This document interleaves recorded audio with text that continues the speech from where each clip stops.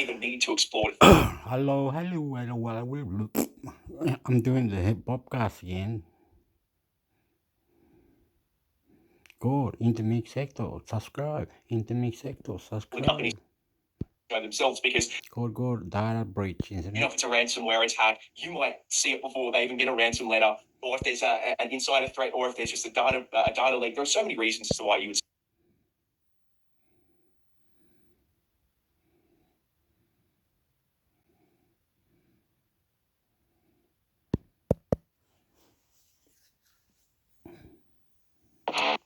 Do you hold concerns that navigates the cyber revolution?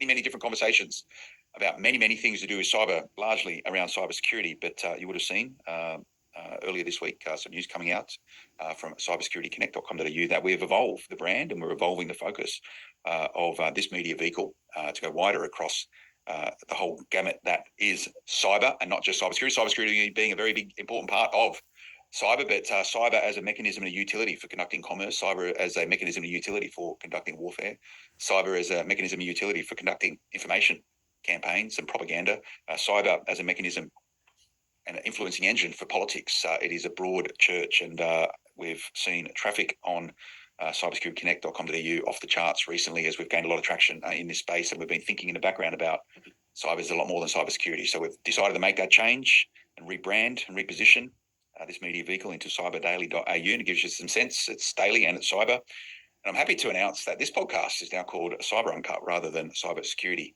Uncut. And joining me back in the studio, and he's happy with the evolution. Marcus, how you going, mate? You well? Hey, g'day, Phil. It's good to see you. I was wondering where you were when I chatted with Liam a couple of weeks ago, and you've obviously been busy with this rebranding, which I think is just fabulous, mate. It's a reflection of how quickly this whole environment is moving. Their responsibility start where it actually ends, because eventually what would happen is everything's going to be thrown into the lens of the ASD.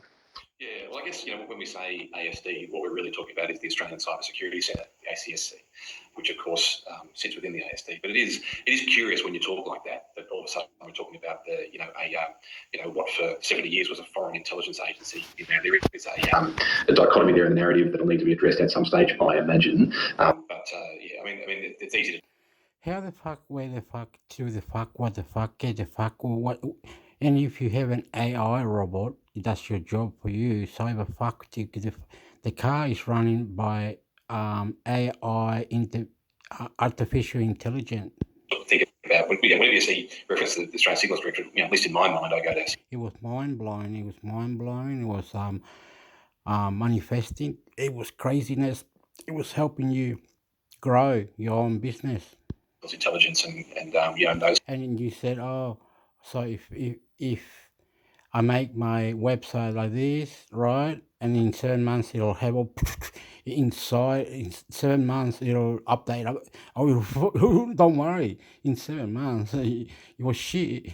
First, you started with paying $100 every 3 months. You were wasting a lot of money, but in 7 months, you got it all inside your web and whatever you were selling or from others. The information, you were putting things from like shoes and blogs and other things. Your was full on, eh? And then in 7 months, it all accumulated and you started winning heaps and you won. Sort of, foreign intelligence functions. So you fucked the coding with ChatGPT, you did financial, you did money, you did shoes, you did other countries' flag and all that. This is, I'm sure this is referring to the Australian Cybersecurity Centre. Very good. Fantastic. Chico manico, que wata que te cata, chico manico, what que te cata, pupa te pata, o chico pata, chico bonito, vamos a la playa, ¿cómo te vas? Hola, elo, ah.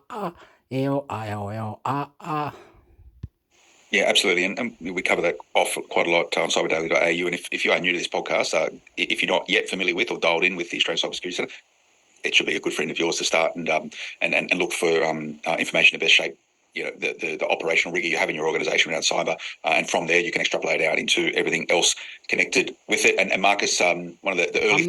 I'm not good at it, so don't blame me. when I put this up, I'll put this Cyber Uncut. I'll put it on, right? The name or whatever they said. But you can, this lady, she said, I am stupid Filipino with a sexy Canadian, sexy American, sexy. And I said, what do you mean? You Anyway, there was about 5 of them, all in all in computers. What do you call the screen in front? The screen, there was 5 different screens with 5 keyboards, but guess what? The next bit was like this that I saw, because I'm not clever, but I see this in photograph, in the head, right? I seen all of them doing the same thing for the same part, for the same whatever it was. One was on Facebook, creating a page with the same business that for the same website, was promoting it, was doing videos, was there talking, oh, they come here, you can win the jewelry and you can win this thing that I will be sending later. They're sending me a box with gadgets inside of it. Affiliated marketing, whatever one was saying that it was trying to get in. It's all a trick. So you just pay $1 and you can get affiliated marketing. He was just sending you to Amazon, or was just sending you to whatever. It looked like it was giving you the market, but it didn't. One was doing that, tricking everybody on a page that it was going to be full on later with blogs and other thing. It was recording the face.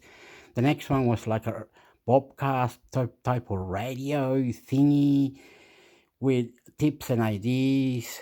Like on here, I read that you might go to Hip Hop, right?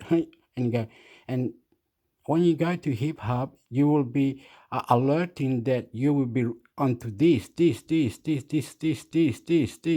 What is this? This is an update for your whatever it is in your phone, or the update, that system update, that round thing with all the settings in.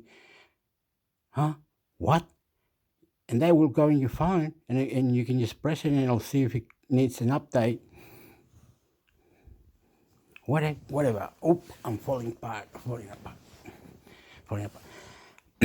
So there was 5 of them. So you get your mates, right? You get this is where I see it, right? Get your mates. Unreal. And then you only one is only winning the money, right? Because it's one PayPal, right? The money has got to go into that PayPal. And if it goes to too many PayPal, the money won't be high. It will be like, okay, the $20 will be cut up in 4 PayPal for 4. So one will get 24, $5 each. $5 each will get in the whole day for the 24 hours. $5. And you will go, wow. I mean, $5 a day, that's nothing. But it is. When you did work, you say $5. Yep, yeah, I fall with that, and it works, mate. Affiliated, whatever it was affiliated. Lansing, and then on the last one it was or I don't know, the last one it was like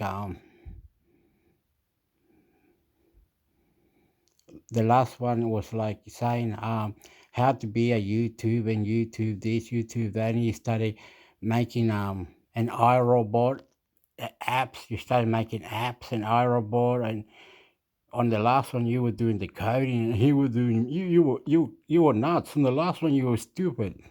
You overdid world record, and the last one was the world record. You were doing the coding to have the website all set up with different bots and all these things. It was popping up in and out, man. You were winning money. You became rich by doing Bitcoins and how to do other things. You affiliated. Anyway, so, and then the website was created because you created it, and you had those people there, your group, all doing affiliated things in the internet, selling things, but it wasn't selling, was just popping up ideas from other websites. And when you got enough points, enough people interest into that trick or whatever it's called, I hope this is recorded. You can do it. You created the machine that could associated all the things. Oh yeah, that was the slideshow, wasn't it? And you put a slideshow on your whatever. I don't know, whatever. Get famous and everything. You're fucked. Money. And you were mind blowing. Plus, you were writing it down. Plus, your mind was, and said it works. Fucking works, motherfucker. And yeah, well, all got to do is affiliated with the. I seen it. One was affiliating with the apps, getting money. Was making $50 a day, $100, all in one account, right? And the money was going up, and then they share it after the 3-4 months. So after 3-4 months, those 5 people will get all $1,000 each in 3-4 months. $1,000, and then they were going, oh, but we cannot pay the electricity too. No, another person has already paid the electricity with bitcoins, and they got the wallet and everything, right? You get it, but it might not work or whatever. You know, you're inside the room, and it's only one electricity needs to pay, so you all can put in and pay somehow, and need to fuck. How are you gonna get money every day? Fucking, if you're gonna be fucking with the coding and AI and shit, gotta get one of others to go for a job, find a real job, sell codes, help out. Things I learned from you is always good to go back to it is this sort of base scaffold of how cyber security works. You've got self-defense, passive defense, and active defense. Did I get that right? Yeah, well, so I've always referred to self-defense and passive defense as that piece around cybersecurity, which is that sort of proactive, get your culture right, get your governance settings right, get yourself along the ASD Essential 8 maturity model, and that's a really good scaffold and certainly start point for cybersecurity.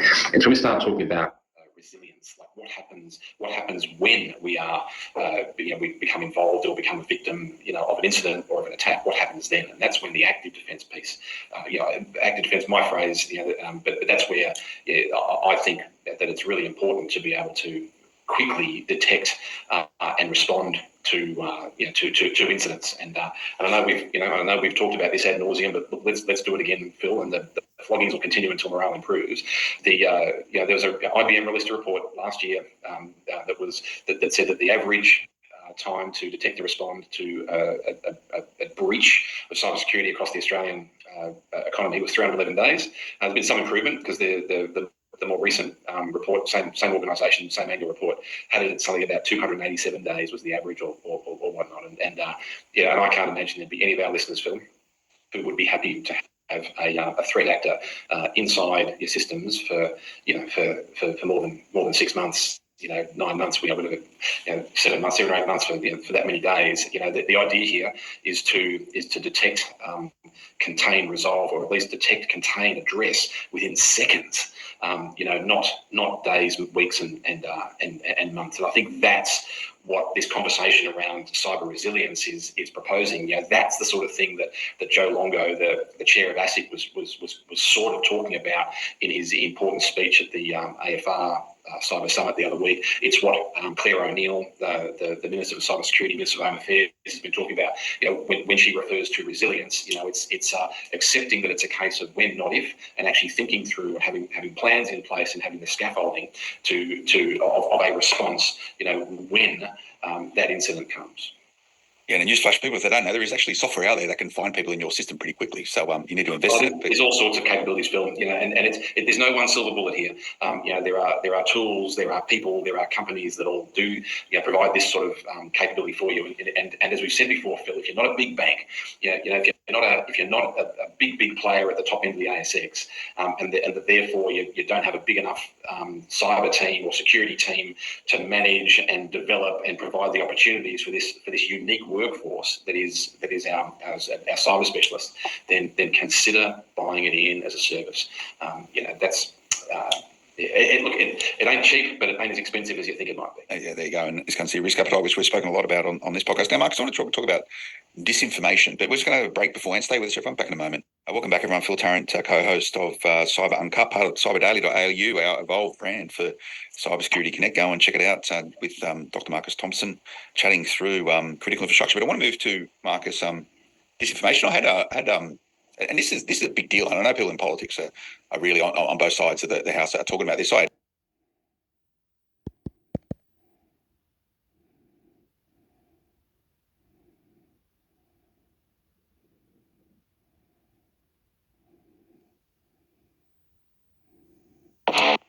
Do you hold us make our technology more understandable?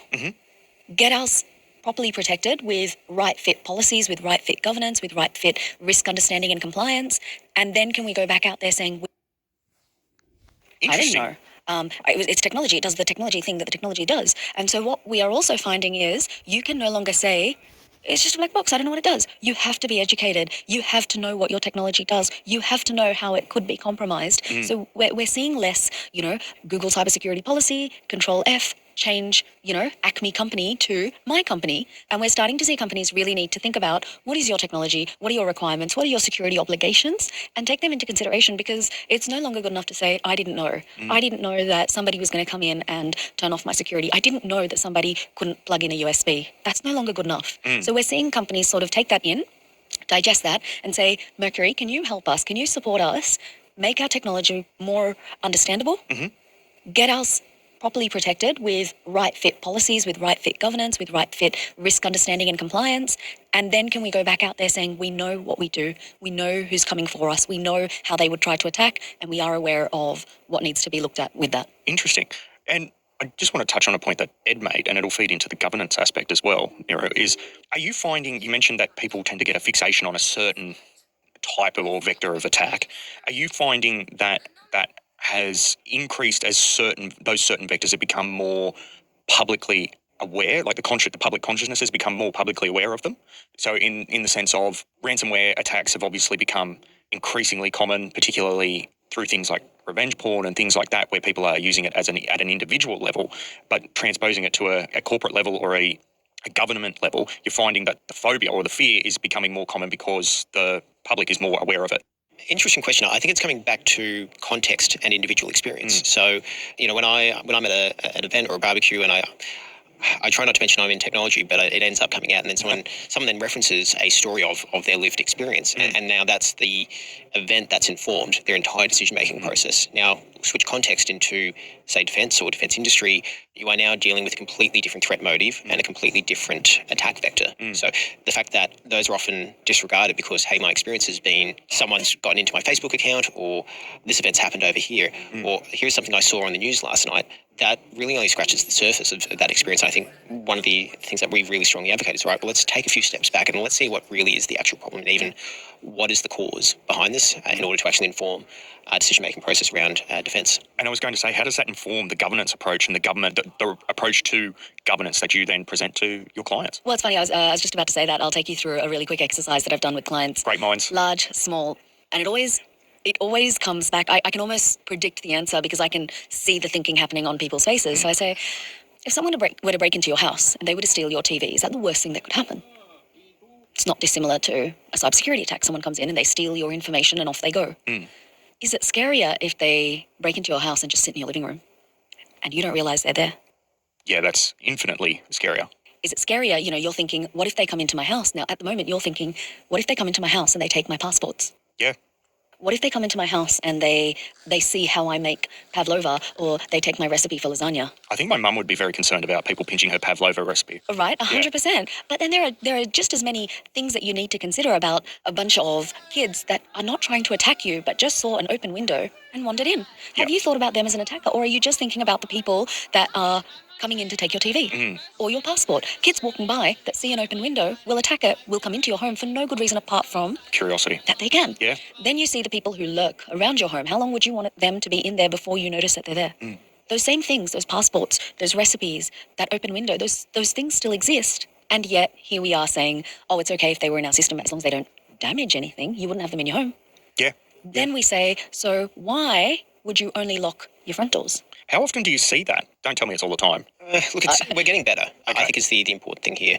So, I mean, if I can give you a statistic, 2016 to 2018, we would actually reuse LinkedIn breach data to break into companies. Okay. And so, we would actually have I think we had about, I have to double check the stats, but we're almost at a 40% success rate of breaking into a part of an organisation's system because someone had reused their password from LinkedIn.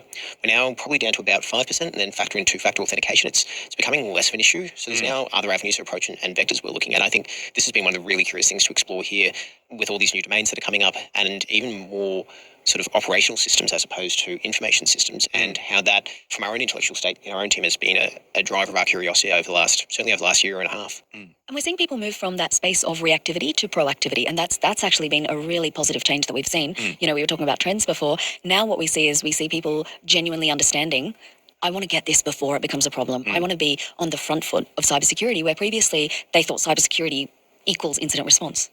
How about we just prevent the incident? How about we just do that? Well, it goes back to the old saying that prevention's better than the cure, right? Yeah, absolutely. I think it is now starting to inform a lot of the paths and the approaches we're taking. I mean, one of the things we've just released this week, in fact, was our research services team. And the intent there is to go into greater depth in terms of identifying, assessing, and assuring capability, like some of the mission systems we have out here, because that's now the degree that we're going to. It's less about that open window and more about how is a sophisticated threat actor going to achieve an effect on a system.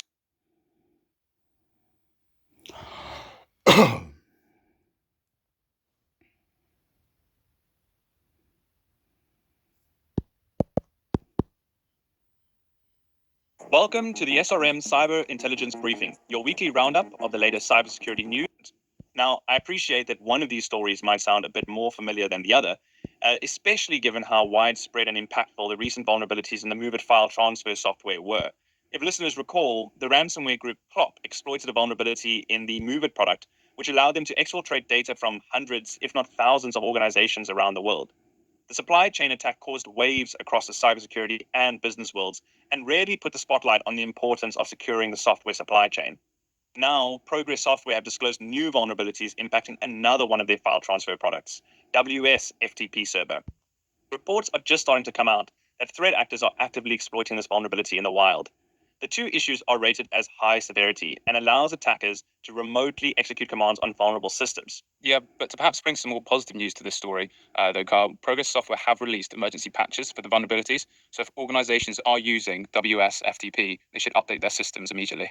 Agreed. When it rains, it seems to pour, right? And one does wonder what impact these recent vulnerabilities will have on Progress Software's brand reputation going forward. Yeah, exactly. It's not the best look. But on the topic of new vulnerabilities, it's been announced that there are 6 new zero-day vulnerabilities affecting a potentially less familiar software product called XSIM. Kyle, do you want to perhaps explain to everyone what XSIM is about? Of course. So XSIM is a piece of software that is particularly relevant to Unix-like operating systems and also some web hosting control panel software like cPanel. It helps receive, sort, send, and manage email messages. When somebody sends you an email, XSIM is a software that first receives that email, it checks the email's address, and then forwards it on to the correct recipient's inbox. It also performs some security checks on emails and can handle issues like letting a sender know that they've used an incorrect email address. Thanks, Carl. That's a really great summary. And I think the most concerning of these 6 new zero-day vulnerabilities is one that has been rated as critical and allows for an unauthenticated attacker to perform remote code execution to compromise vulnerable systems. Indeed. And these vulnerabilities are impacting all versions of XSIM. It's estimated that over 3.5 million servers running XSIM are publicly exposed and vulnerable. Unfortunately, no patches have been publicly released yet. And until one is, organizations have been advised to stop using the XSIM service, or at least block traffic on port 25 on servers running XSIM, at least until a patch is publicly released. Yeah, and Carl, we were talking about how impactful a ransomware attack can be, and a story has recently come up regarding KNP Logistics Group, one of the UK's largest privately owned logistics companies, which has reportedly had to enter into administration after it suffered a ransomware attack in June. So unfortunate. Suffering a debilitating cyber attack like ransomware is a really difficult way for an organization to learn to appreciate the value of proactively investing in cyber resilience. Spending on cybersecurity is an investment in an organization's ability to conduct its business with confidence, despite the challenging cyber threat landscape. Absolutely. And while we're on ransomware,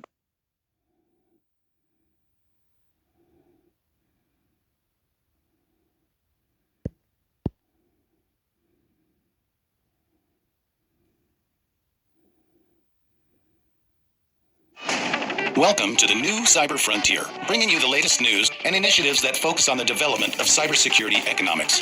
You don't have to be a computer or cybersecurity expert to get plugged in. Your host brings it straightforward, asks the tough questions, and brings the cyber world to a identity basis, all set up and managed.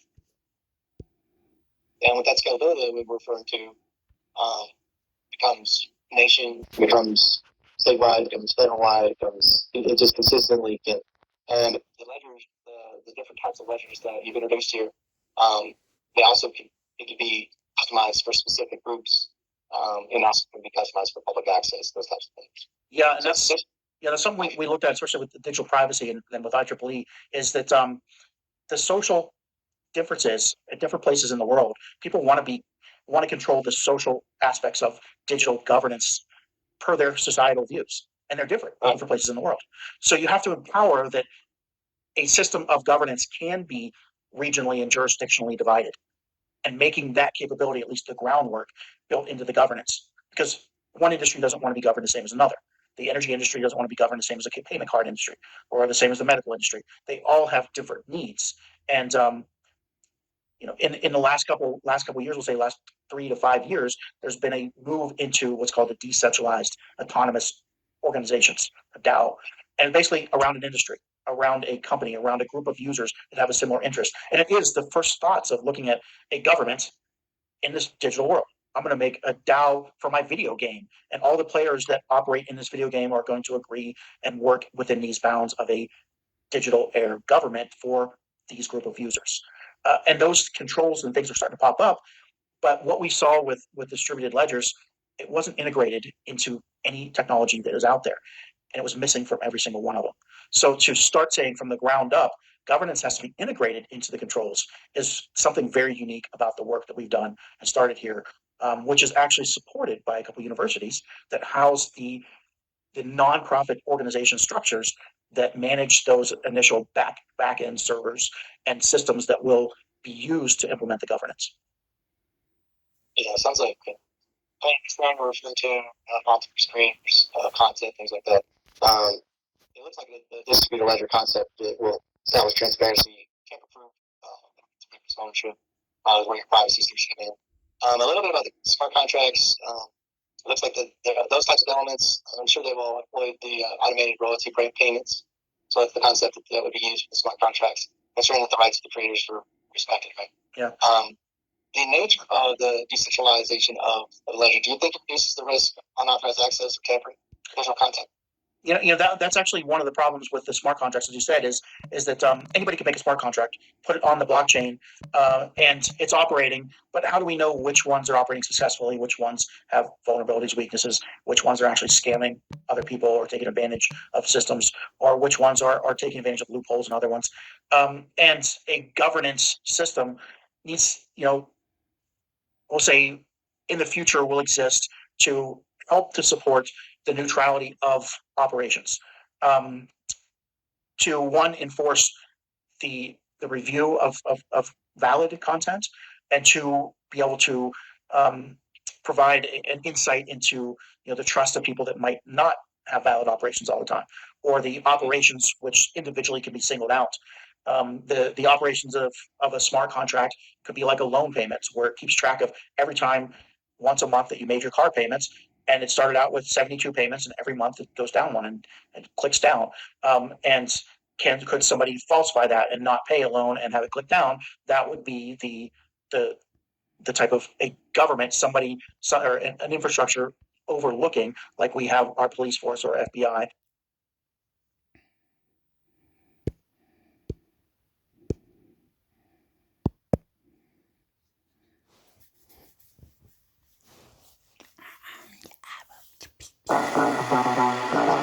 Thank you for joining us today for the Cybersecurity Guide podcast. My name is Steve Bocut. I'm a writer and an editor for Cybersecurity Guide and the podcast's host.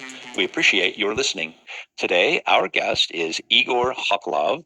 Since it's now our name of our college, we want to make it even more tight. Interesting. More connected. One of ideas that we circulate is to, for example, have a capstone project where we will have somebody from business side.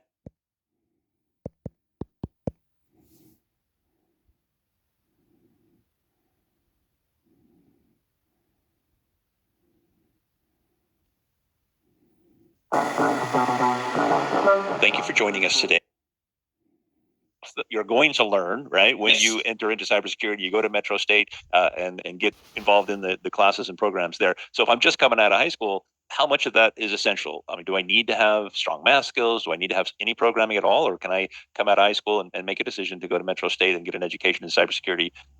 I guess I'm just trying to figure what is No, I that understand. I basic understand. I thought the question was basically. no, it was that was Yeah. perfect. I just want to make sure that someone listening to this who's still in high school thinking that cybersecurity might be a course for them, what do they need to have before they can be Absolutely. successful in their education? No, I know that some of the if some of the professors are listening to this thing, they might disagree with me on the math part. But long time ago, I learned that if we're gonna put high math requirements for the students to join the cybersecurity program, we will not have a good Okay. number of cybersecurity, people in the workforce. So for the K-12 students, no, don't be afraid. You just need simple college algebra, and obviously, you're gonna come and learn about discrete math and statistics. Those are something that you would learn, and those are the minimum requirements from my perspective. So if you are a K-12 students learning, the number one thing that I would like you to have is the passion about cybersecurity. There we go. You should be passionate about the field. And again, this is for everybody. If you're not passionate about the field, honestly, regardless of whatever educational background you have, you cannot do much in cybersecurity field. So the number one thing I would say is the passion. Some sort of technological background. So if you have been playing around or messing around with some of these tools, I think you have the capability to join the cybersecurity program. I would suggest, again, if you're in high school, if you can, which actually I did a talk to one of the high school over here, and I mentioned because the students asked me a question about a cybersecurity certification or some sort of certification. So I said, you know what, if you really are interested and if you really want to find out that, hey, I can do good in cybersecurity, try to get that CompTIA A+ certification. That is a certification that will tell you that whether you can do good in cybersecurity or not, and that would basically give you a baseline or a background in joining Metro State program. Oh, that's excellent. That's good actionable advice right there. I like that. I mean, you could right out of high school, or even while you're still in high school, you could pursue that CompTIA A+ certification and see whether you've got an aptitude for that kind of thing. Interesting. Thank you. So a minute ago, you mentioned some of the tools and technology. So cybersecurity is such a dynamic field. Things are changing so quickly. The tools that people are using are changing. So what advice would you give a student who wants to get into cybersecurity? I mean, just focus on the fundamentals and then learn the tools when you get in the field, or do some of each? Or how would that look to you? Yeah, so as I always tell my student, and by the way, this is a number one question during interviews with the employers, that, hey, do you have a setup in your basement where you can practice or have some sort of hands-on skills in cybersecurity? So again, where I'm going with this is every student who is a current student in cybersecurity or who's interested in joining a cybersecurity program, the very first thing they should do, and nowadays it's so simple, you just connect a bunch of virtual machines, install a couple of softwares, and instead start playing with them. So my advice to those students would be, especially when it comes to the cybersecurity, just install a couple of virtual machines, and one of them should be Kali Linux, which is basically a it's Linux distribution with all the different type of tools and stuff regarding cyber. You should start playing with that particular distribution, as soon as possible. Start playing with different type of operating systems. Start understanding, the different security mechanism of the operating system. And again, you know what? There are so much out there when it comes to internet or YouTube or LinkedIn. There are so much tutorial. I mean, you guys are living in an era where you just need to go out and you will find the knowledge. I just compared myself with my kids, and I always tell them, hey, listen, when I was doing my education, there was no internet. We don't have resources like you guys have. I mean, it's so simple for you guys just to type That's the true. keyword. We had to actually use textbooks, and you only knew what was in the textbook. You really couldn't branch out, beyond that too easily. That's Exactly. good. And with ChatGPT and with all the AI stuff, with all this Copilot from Microsoft, you just have to tell the system, this is what I'm looking for. And then comes out tons of information for you. It's just to you that you just have to sit down and, understand that information. You don't have to really worry about reading a formal textbook or something like that, as you just said, Steve. Oh, interesting. All right, so let's paint a picture then for this student, this hypothetical potential student of cybersecurity. What kinds of career opportunities are awaiting them when they get through? And we might look at a couple of different points along the way when they get through with their undergraduate degree, and if they go into a master's or a PhD. What kind of career opportunities does the cybersecurity field offer? And Steve, I want to admit that as an educator, we don't do a good job when it comes to talking students about the career opportunities. And I really hope that students who are listening to this podcast, take this advice from me. So the very first thing that any student should do, and even starting the career, they should take a look at some of the job roles that are out there. Now, when I say job roles, I suggest taking a look at NICE cybersecurity framework. So NICE, which is from NIST, and it's called the NICE Cybersecurity Workforce Framework. And then the second framework is called the DCWF, that stands for DoD Cybersecurity Framework. Now, both of these frameworks basically are divided into multiple categories, like whether you want to go into security or provision, whether you want to go into investigation or defend or protect. I'm not going to go into those details, but the good thing about those framework is they will basically tell you the different type of job roles, and then they will spell out those job roles in terms of what we call the KSATs. K stands for knowledge, skills, abilities, and tasks. So basically, it will tell you that, hey, if you want to become a cyber defender or cyber defense analyst, which is, by the way, a particular role in those framework, then you should, what kind of knowledge is needed, what kind of skills you should bring to the table, what kind of tasks the employers will be asking you to perform. So if you get an idea, ahead of time that, hey, these are the kind of tasks employers are going to be asking me to perform, you will basically make a better decision in choosing your role even before joining any cybersecurity program. So again, I would recommend you that before you start your cybersecurity career, take a look at those two frameworks and find out, what is close to your passion. And again, when it comes to our job roles, it's not just technical roles over there. As I mentioned, there are a bunch of different type of roles available. But again, you just need to take a look at those frameworks and decide yourself, that what role basically you want to get into. Now, again, having said that, I will mention few roles over here quickly, just to give the students the idea. So obviously the first role is security analyst role. Now, this particular person is responsible for monitoring and analyzing security threats. They respond to security incidents. They are the one who implement security, measures to protect the organization and obviously organization's assets. Then another exciting role, which I know my students are very, very excited about it, is the pen testing role, or the ethical hacking role, or ethical hacker role. They are the one who actually assess the security of the systems by trying to simulate how the attackers break into those systems and try to identify and then obviously exploit those vulnerabilities and weaknesses. So this is one of the most exciting roles for students.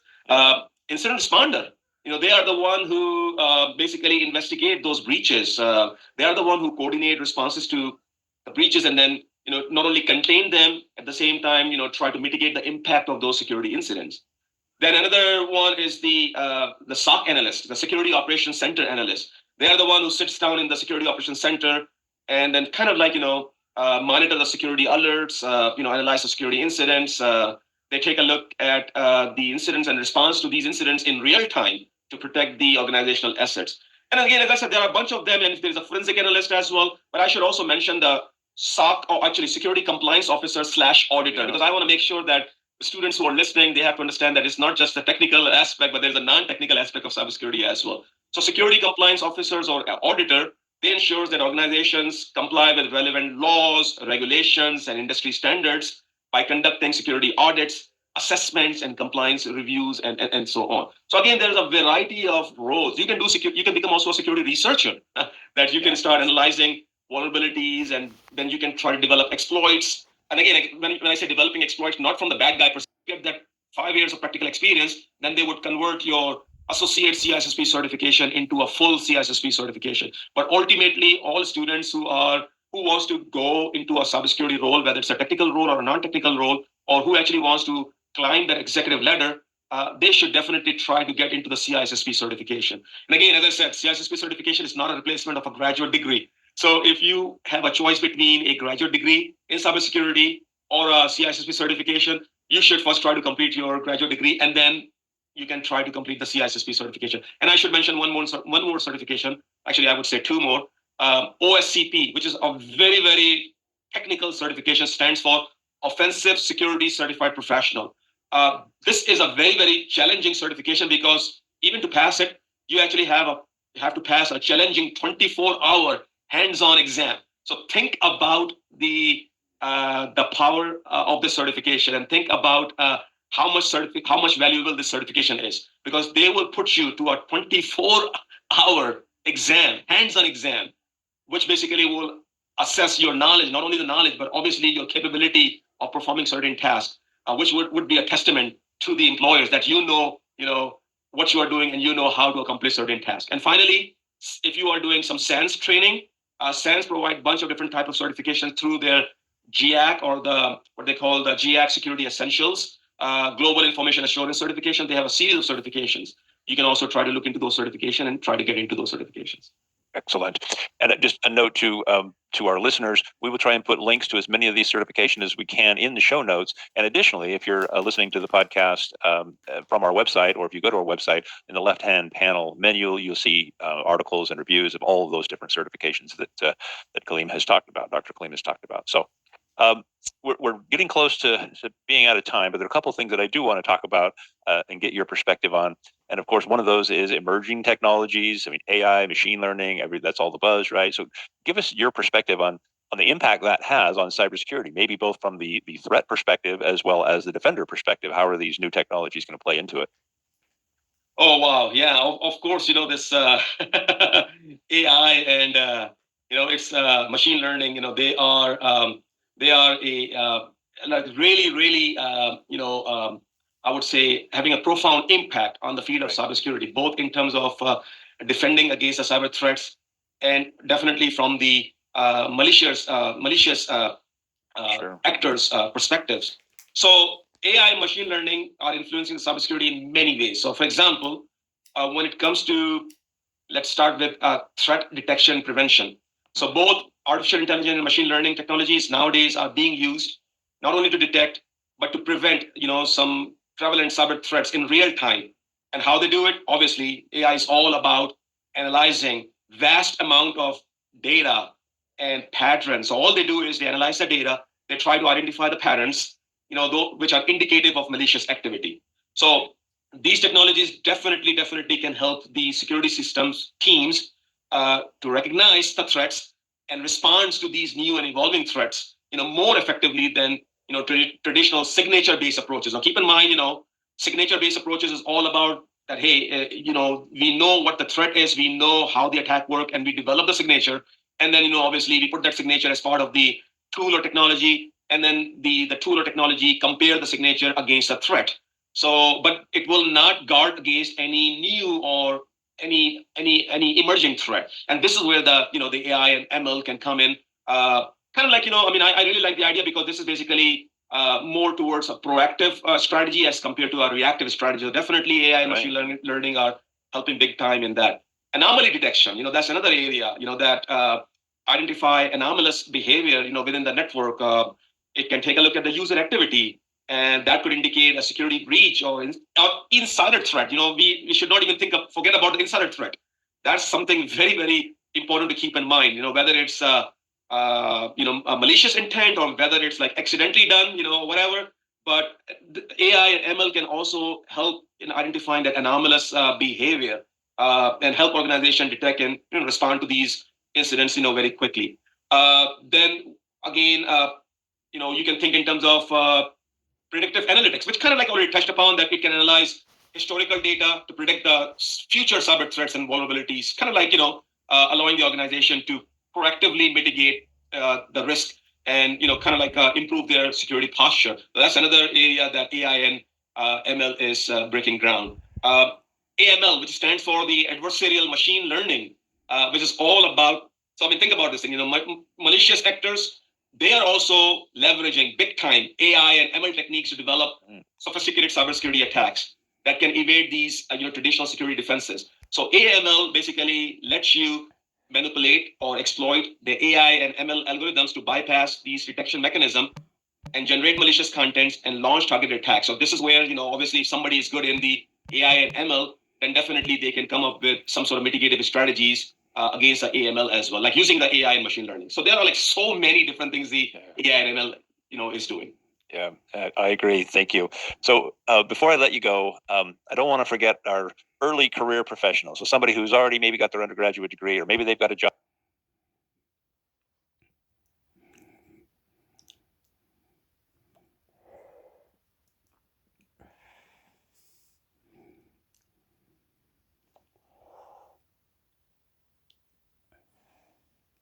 Good afternoon, everyone, and welcome to Tesla's second quarter 2023 Q&A webcast.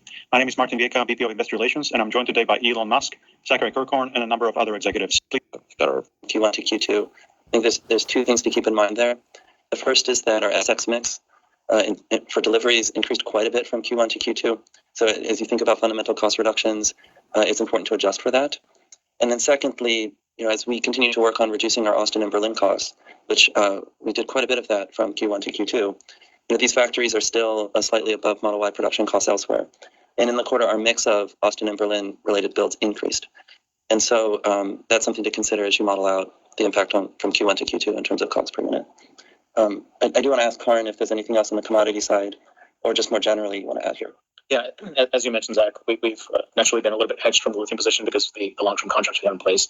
But we have seen reduction in pricing across the board for all commodities that specifically go into batteries, such as nickel, cobalt, and graphite.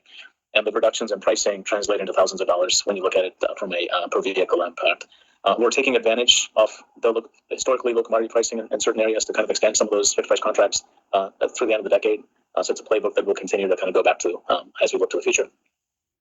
Thank you. The next question on FSD. Have you considered allowing FSD transferability as a lever to allow existing customers to upgrade to a new Tesla instead of being locked into an existing car due to the price of FSD? Yeah, this is a question we get asked a lot. So we're excited to announce that for Q3, we will be allowing transfer of FSD. This is a one-time amnesty. So it needs to be you need to take advantage of it in Q3, but or at least place the order in Q3 within reasonable delivery timeframes. I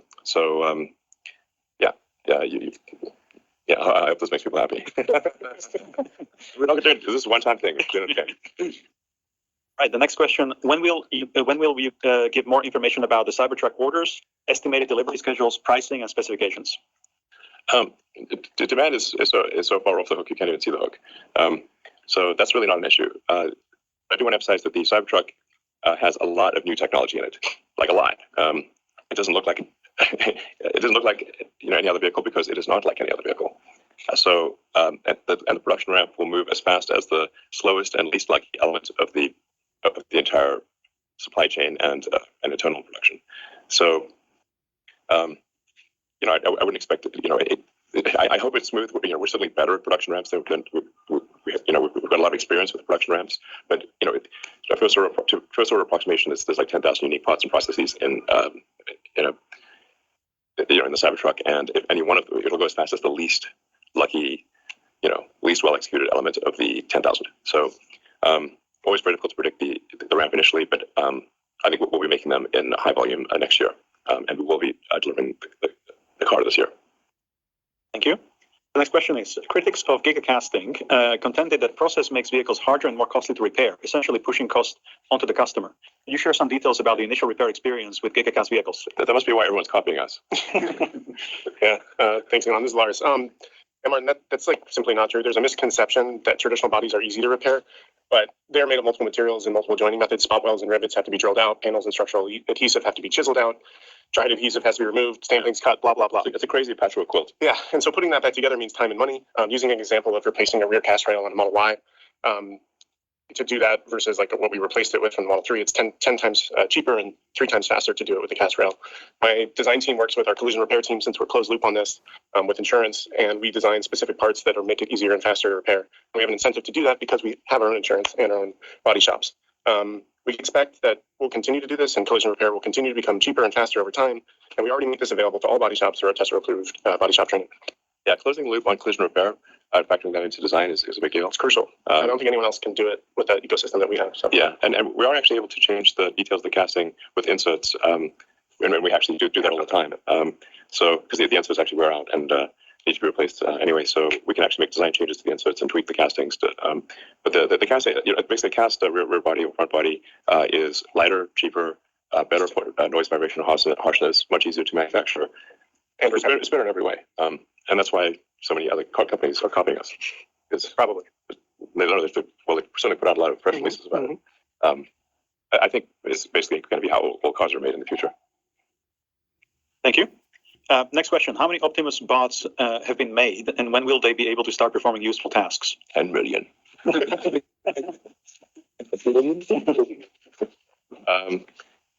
Yeah, I think we're around 5 or 6 bots. Like, there's we're like 10, I guess. Yeah. It depends on how many are working in what phase, but it's sort of like there's more every month. There's a lot of interesting things about the Optimus bot. We found that there are actually no suppliers that can produce the actuators. There are no off-the-shelf actuators that work well for a humanoid robot at any price. Certainly not compelling. Yes, not a humanoid robot that can do stuff that the things that a human could do. So we've actually had to design our own actuators that integrate the motor, the power electronics, the controller, the sensors, and really every one of them is custom design. And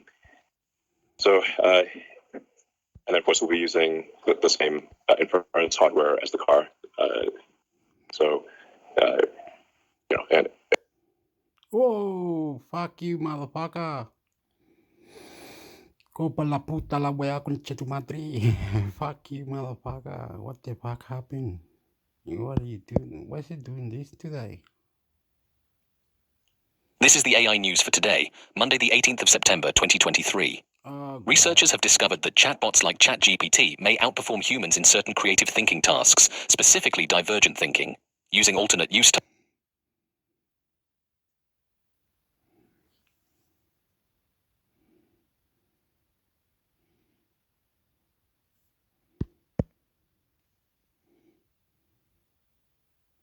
This is the AI news for today, Monday the 11th of March 2024. A new study reveals that large language models can predict the success of neuroscience experiments more accurately than human experts, with an average accuracy of 81.4% compared to 63.4% for humans.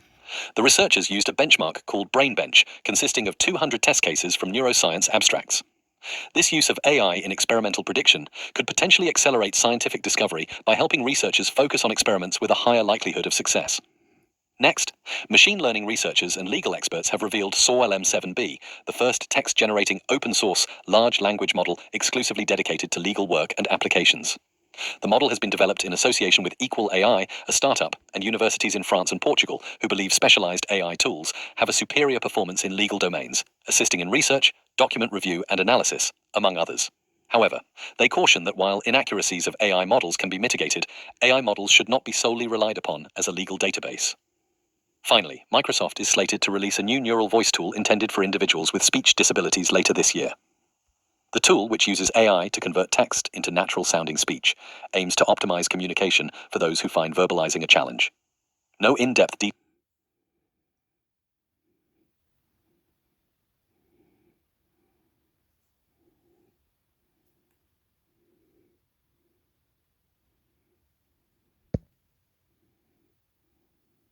Adam and Peter explore the crazy new world.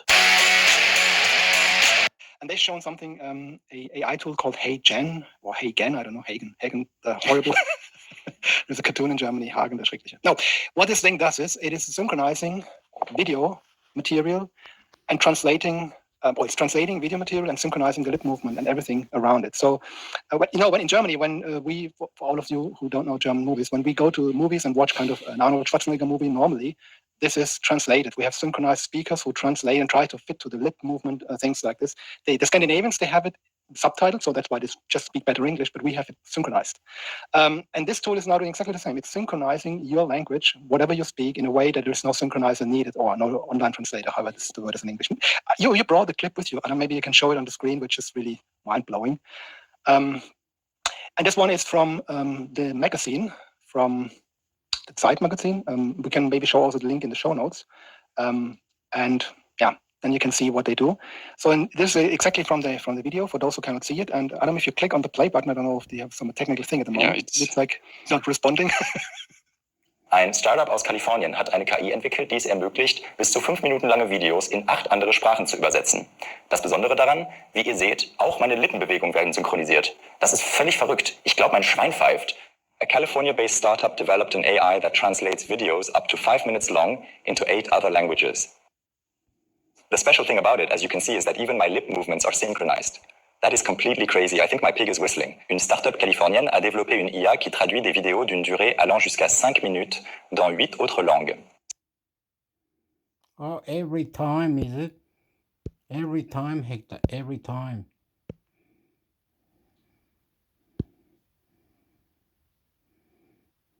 Every time. Today, we're serving a delightful dish of disarray, a news buffet with a side of chaos, sprinkling of whimsy, and just a dash of the unpredictable.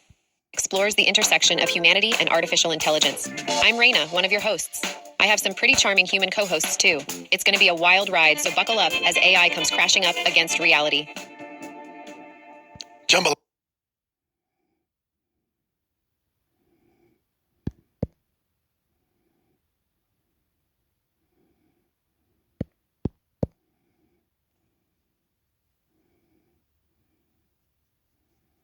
From the flickering shadows of silent film.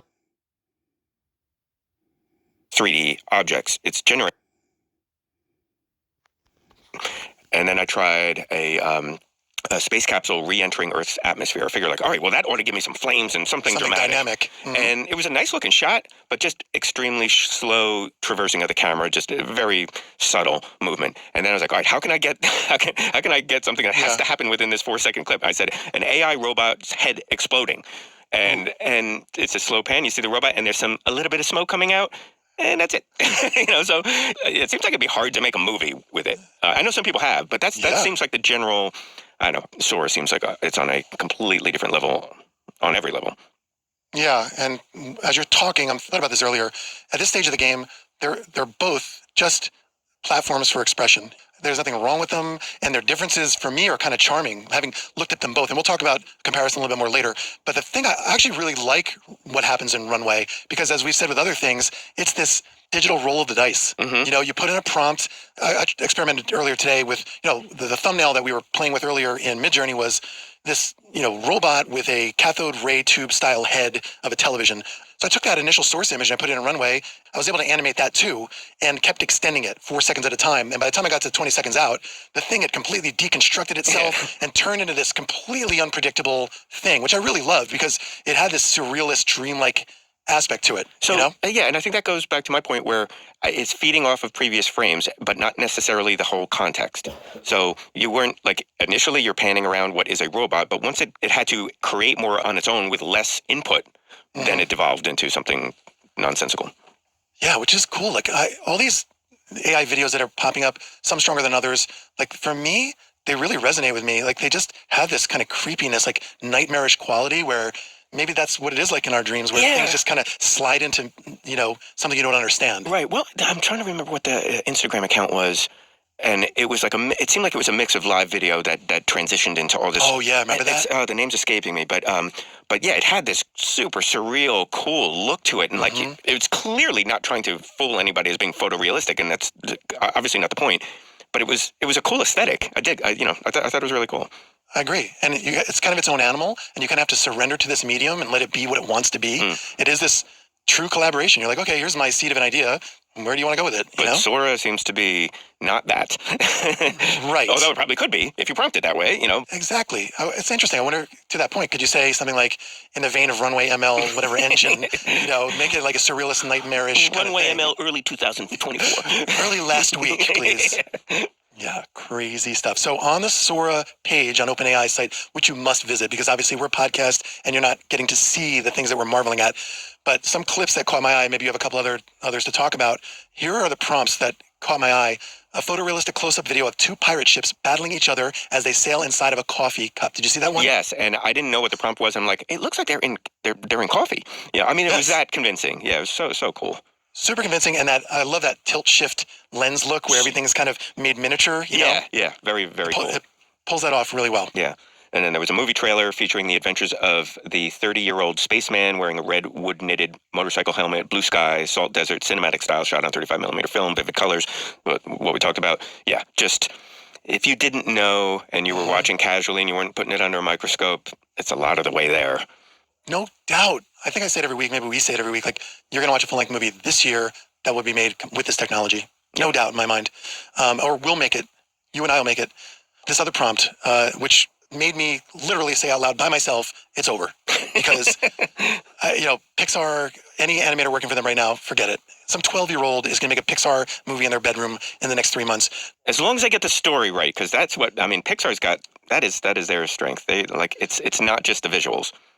I agree, but you showed me, and we're going to get to in video later, you just showed me a 1-minute clip made entirely by AI, voiceover and all, everything. And how hard would it be for me to find the formulaic Pixar Disney screenplay and feed it into our own custom GPT and spit out 3 different scripts and then spit that into one of these platforms? Stack them? Yeah, totally. Mind-blowing. So this one, the prompt I saw, animated scene features a close-up of a short, fluffy monster kneeling beside a melting red candle. The art style is 3D and realistic, with a focus on lighting and texture. The mood of the painting is one of wonder and curiosity as the monster gazes at the flame with wide eyes and an open mouth. Its pose and expression convey a sense of innocence and playfulness, as if it is exploring the world around it for the first time. The use of warm colors and dramatic lighting further enhances the cozy atmosphere of the image. So yeah, liberal arts majors are going to have the last laugh in all this, right? Because I just read you a paragraph description, the natural language coding that all these platforms really need to go on. So these were the actual prompts that generated those videos? Yeah. Yeah. Crazy.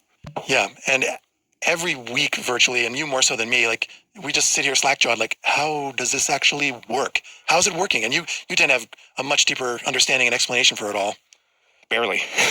I still don't feel like I have a true understanding of it.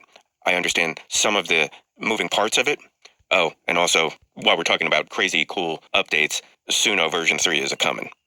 Oh, yeah? Yeah. I just saw an update on Discord from them. Version 3 alpha access for Pro and Premier members. I might need to become one of those. Because I got to know. Version 3 alpha has better audio quality. And so in case anyone listening doesn't know, Suno is a text-to song. Tell it what you want a song about or supply the lyrics if you want. And out comes a generally impressive little piece of music. Version 3 alpha has better audio quality and a max clip length of 2 minutes, among other heavily requested features. Version 3 makes songs faster and has increased expressiveness, dedicated instrumental support, and expanded language coverage. Version 3 also allows you to continue from anywhere, a feature that's backward compatible with songs you made with version 2. So wow. Yeah. So we could take that Hawking song and say, pick up right here, maybe put the playback head wherever, and then make me a bridge. Yeah. It says a word of caution. Version 3 alpha is the next step toward enabling anyone to have fun making music, but the early version we're sharing today still has weaknesses. Version 3 alpha struggles to follow certain prompts like key signatures and beats per minute, and its songs don't always sound perfectly mixed and mastered. By popular demand, come on, man. By popular demand, version 3 alpha makes longer songs, but it can also be prone to hallucination, especially when fed short prompts. So anyway, that's a little Suno update that jumped off the screen today. Yeah, wow. So maybe a new Suno episode next week, perhaps. Yeah. So how does this stuff actually work? We'll try our best to dissect it in a semi-jargon-free way. And apparently, OpenAI has Google to thank with some of their groundbreaking research in what they call transformers. These are neural networks used in language models like we use in ChatGPT, while diffusion models, foundational to AI image generators, create images from noise, iterating towards a prompt-defined image. So it starts out as noise, leans on these neural networks, and keeps iterating until it gets there. Yeah, based on patterns that it's learned from its training data. You think about the quantity of data that is required to get anywhere with that. Yeah. And then it learns, what, all right, well, these patterns are patterns that make sense and these don't. And yeah, I still don't have a deep understanding of it. But, again, I think we've mentioned this before, it makes sense that this is where we are in the evolution of all this because we've all been throwing data in one form or another onto the internet since 1996, essentially, right? It's just been stockpiling across everything. And now these platforms are just scraping it all together and, analyzing video and analyzing song and all of our text and creating its own synthesis of it all. It's an amazing evolution. It's really fascinating. It is. And Sora, leveraging transformer architecture, uses tokens representing space and time patches to ensure frame coherence in video generation, outperforming earlier models like Meta's Emu and Google's Lumiere in aspects like resolution and video length. I've never used either of those. Have you? I have not. I don't think so. Yeah. It's hard to keep track. Yeah, I know. Yeah. What must the people on the Runway development team be thinking right now? When Sora dropped, they must be like, uh-oh. Better update my resume. Well, I don't know. Maybe they've got something in the works too, but... Yeah. But they probably... Yeah, maybe. But you got to wonder how much the data that OpenAI has that, they've used to train GPT with, how much that is a huge asset for them with this stuff. Yeah. I don't know. It's not all video data, and I would think you'd need to have video data, not just text knowledge data, So where does Runway ML scrape its video data set from? Is that just YouTube? I mean, that's a good question. I don't know if that's public knowledge. Unlike Lumiere, or is it Lumiere? I have no idea. Sora can generate high-res videos up to 1920 by 1080, create multi-shot videos, as we said before, and perform editing tasks. I wonder what that looks like. I mean, do you actually have a timeline like in Premiere, offering more dynamic and realistic videos with potential for broader applications? Yeah, and I just keep thinking, this is essentially version 1. Well, it is, of Sora. Yeah. I mean, I keep seeing this comment floating around on Reddit and elsewhere that whatever complaint you have about this technology, this is the worst it'll ever be. This is it, yeah. I mean, think of version 1 of any other piece of software that you've used for a long period of time and how it is a joke compared to, what you have now, unless you're only on version 1.5 of that particular piece of software. But unless you're a purist and you refuse. You're like some like a digital Amish or something. I don't know. Digital Amish. There's a band name too. Hey, we need a bell for that every time. That's right. Harkening back to the days of funny heads. Yeah. Yes. Old podcast. Love it. Yeah, I'm trying to remember what the first version of Photoshop I used. It was in the single digits. It was either 2.5 or 4.5 or something. I don't know. It was ancient. Yeah, look at I'm running on a Mac. What? On a 2CI, a Mac 2CI. 2CI. Yep. Is that like a 5 1/4 floppy in that beast? No, it's like a 3.5. Oh yeah, pushing technology there. Yeah. 3.5. 1 megabyte. I think on that Dude, disk. the one thing I remember about that computer is it came with 4 megabytes of RAM, and in order to run Photoshop, I needed like 20, and so I had to get 16 megabytes of RAM. And I remember this. This is something I've repeated enough because it's so crazy now. I had to get 4 megabyte boards, and that, in addition to the one that you already had installed. Yeah, there's I think 4 megs hardwired, and then there's 4 memory slots or something, and which were brought up to 20 megs of RAM. And that memory, it was each one of those 4 meg boards was $130. So it was over $500 for 16 megabytes. I've got images bigger than that on my, like many times bigger than that on my computer. Sure. And what's a DIM card these days? Like, how much does that cost? $100 card now will get you how many gigs? Oh, right? yeah, I mean, it's like free now. Yeah.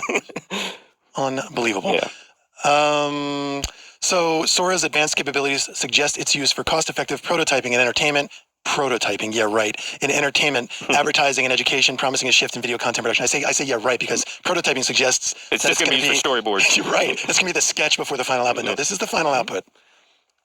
OpenAI envisions larger versions of video generators like Sora as capable simulators of the physical and digital world, emphasizing their potential to revolutionize content creation and simulation applications.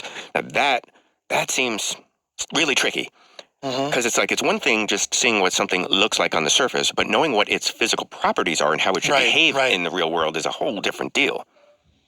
Yeah, yes, and we're going to talk about that too because there's a great video you shared with me by a YouTube channel called Cold Fusion, and one of the things it talks about are the shortcomings of the platform currently, and that being it doesn't know how to handle like physics in the world and light behavior and things like that. But think about your favorite video game. Like you're a Call of Duty guy. Yeah, like, but how realistic does that look? Yes, but that's totally different. That's doing it for lack of a better term, the traditional way with 3D models in a 3D space that have surfaces and textures applied to them and a lighting model and a physics model. And yeah, so it is calculating all of those things. Some of them are pre-calculated, but yeah, anything that's destructible or when if you shoot somebody and they're on a roof and they fall, there's a physics model that applies to that character model and it flops around in the right ways. And yeah, so that's how traditional like CGI in movies is done. But in the same way that these AI platforms have a data set trained on text or audio or whatever, couldn't you just point them to the physics engines that are inside these video games and have almost a data set of physical behaviors that kind of drive these games, these game environments? The tricky part, hey, they'll figure it out, I'm sure. But the tricky part is that it's generating a 2D image. It's not, as far as I know, it's not looking at the elements in the video as 3D objects. It's generating a final what's on the screen. Whereas when you're working in a 3D space with three-dimensional models made out of polygons, you know how big it is. You can tell it, all right, well, that's made out of metal, and you have a gravity model, and all of this stuff applies to it, and they're independent objects in a 3D space. So those things can act and react with each other in the right way. Something can be reflective, not reflective. It's casting a shadow here because the light source is over here, or you've got multiple light sources. It knows where everything is and where you are in that space and where the camera is. But again, I don't know. I don't have a deep understanding of how Sora does what it does, how it creates the image. But that seems like with my very limited understanding of, well, not really knowing how it works, it does seem like that's a hurdle for this. Yeah, I agree. But I do think you, as you're describing it, I'm like, all right, so stick an AI on it. Like, actually have the AI itself analyze all of that code and what creates those behaviors in that space, and then emulate it. And, so, and then you're gonna have a text-to-video game AI. I'm trying to think of something that would break it. So, like, if somebody's holding a hollow aluminum ball and they throw that, as opposed to someone throwing a solid steel ball, they're going to react very differently, but they're going to look more or less the same. So, like, how do you navigate that? How do you, if you're trying to do a simulation, and I mean, that's a strong word. Like, a simulation is a simulation. So you need to know what the properties are of these materials that you're simulating. So do you have to, like, seems like that would need to be guided. It would have to have some human input on it, because if the thing visually looks the same but has vastly different physical properties, how would the AI know that? Like you just said, we'd have to have an expert train it, right? Or going back to the language skills, I see them all the time now on LinkedIn, prompt engineers. So somebody who can expertly craft the language to get the output you want. So that guy or gal still has a job. Still has a job. Yeah. Because that metal ball could be painted, and you never know what's under the paint. You're right. Just saying. You're right. And you made me think of a strange aside, by the way. Because you sent me a link to, I guess we're on the moon now, again? As autonomous, the Odysseus, it was an autonomous moon landing, and their company is called Intuitive Machines. Cool. And their goal is to be basically like UPS to the moon type of thing. And, or mining minerals there and bringing them back? Or I think mostly to get materials there for other companies. For a moon base? I mean, there's a market to be on the moon, apparently. I was going to say, our greed knows no end. But it was pretty impressive. Like, something failed on it, and they had to, without going down the rabbit hole with this, it was something that would detect, I think, the surface so it could find a safe landing area. Because, like, that's one thing, doing that autonomously, it sounds tricky, to put it mildly. And one of the LiDAR sensors, don't quote me on this, something failed, and they had to repatch, they had to come up with a software patch on the spot to, like, use some lasers from some other piece of gear on there and patch it into this other sensor and kind of rework it. And they couldn't just orbit endlessly until they figured it out. They had a limited window to do this, and they did it, very quickly. And there was this long dramatic delay, like waiting to find out if it actually succeeded, because they have to re-establish communication with it. And it took a little while, maybe 15 minutes or something like that. But they found a faint signal, so they know it landed and it's there. And now they got to, eventually they'll get the communications going and get the images back. I think it actually flew up a drone, some kind of thing as it was landing. So there should be some good quality video of it actually landing too. That stuff just blows my mind. I know you're a total space nerd. I know. Yeah. But that was even that's one of the tangents I was going to go down. The other tangent, for some reason, when you were talking about, like, the texture of this aluminum ball and the physical simulation, I don't know why I was thinking of this, but do you remember the space shuttle? Obviously, do you remember there was a giant fuel tank on the shuttle, and then there were 2 booster rockets? You're right. Do you remember the giant fuel tank was like rust oxidized? Yeah. Do you know why that is? Tell me. I probably have heard this, but it used to be painted, but they realized they could save 600 pounds. Yes. If they left it unpainted. The paint weighed that much. 600 pounds. Right? Don't need to look pretty. No, it just has to get there. We can put 600 pounds of more stuff in there now. Yeah, exactly. We like our stuff. I'm taking it with us. Mm-hmm. Yeah, I'm sure you could have your own podcast about space exploration. Have I been to space? No, I have not. No, you haven't, not yet. You will. I think you will. We all will, I think. I don't think it's going to be the domain of just the super rich, $200,000 flights, on Richard Branson's space plane. I think it's going to become almost as commonplace, like hopping a jet and going to Europe. I think it's going to be at least suborbital, like getting 60 miles up and seeing, the curvature of the Earth and seeing the black of space. Before we're too old to do it? Or at least our avatars, our holograms will go in our stead. So that was, believe it or not, we were talking about Sora and text-to-video and its capabilities and where that's headed. And hopefully by next week we can get our grubby paws on it and run it through its paces.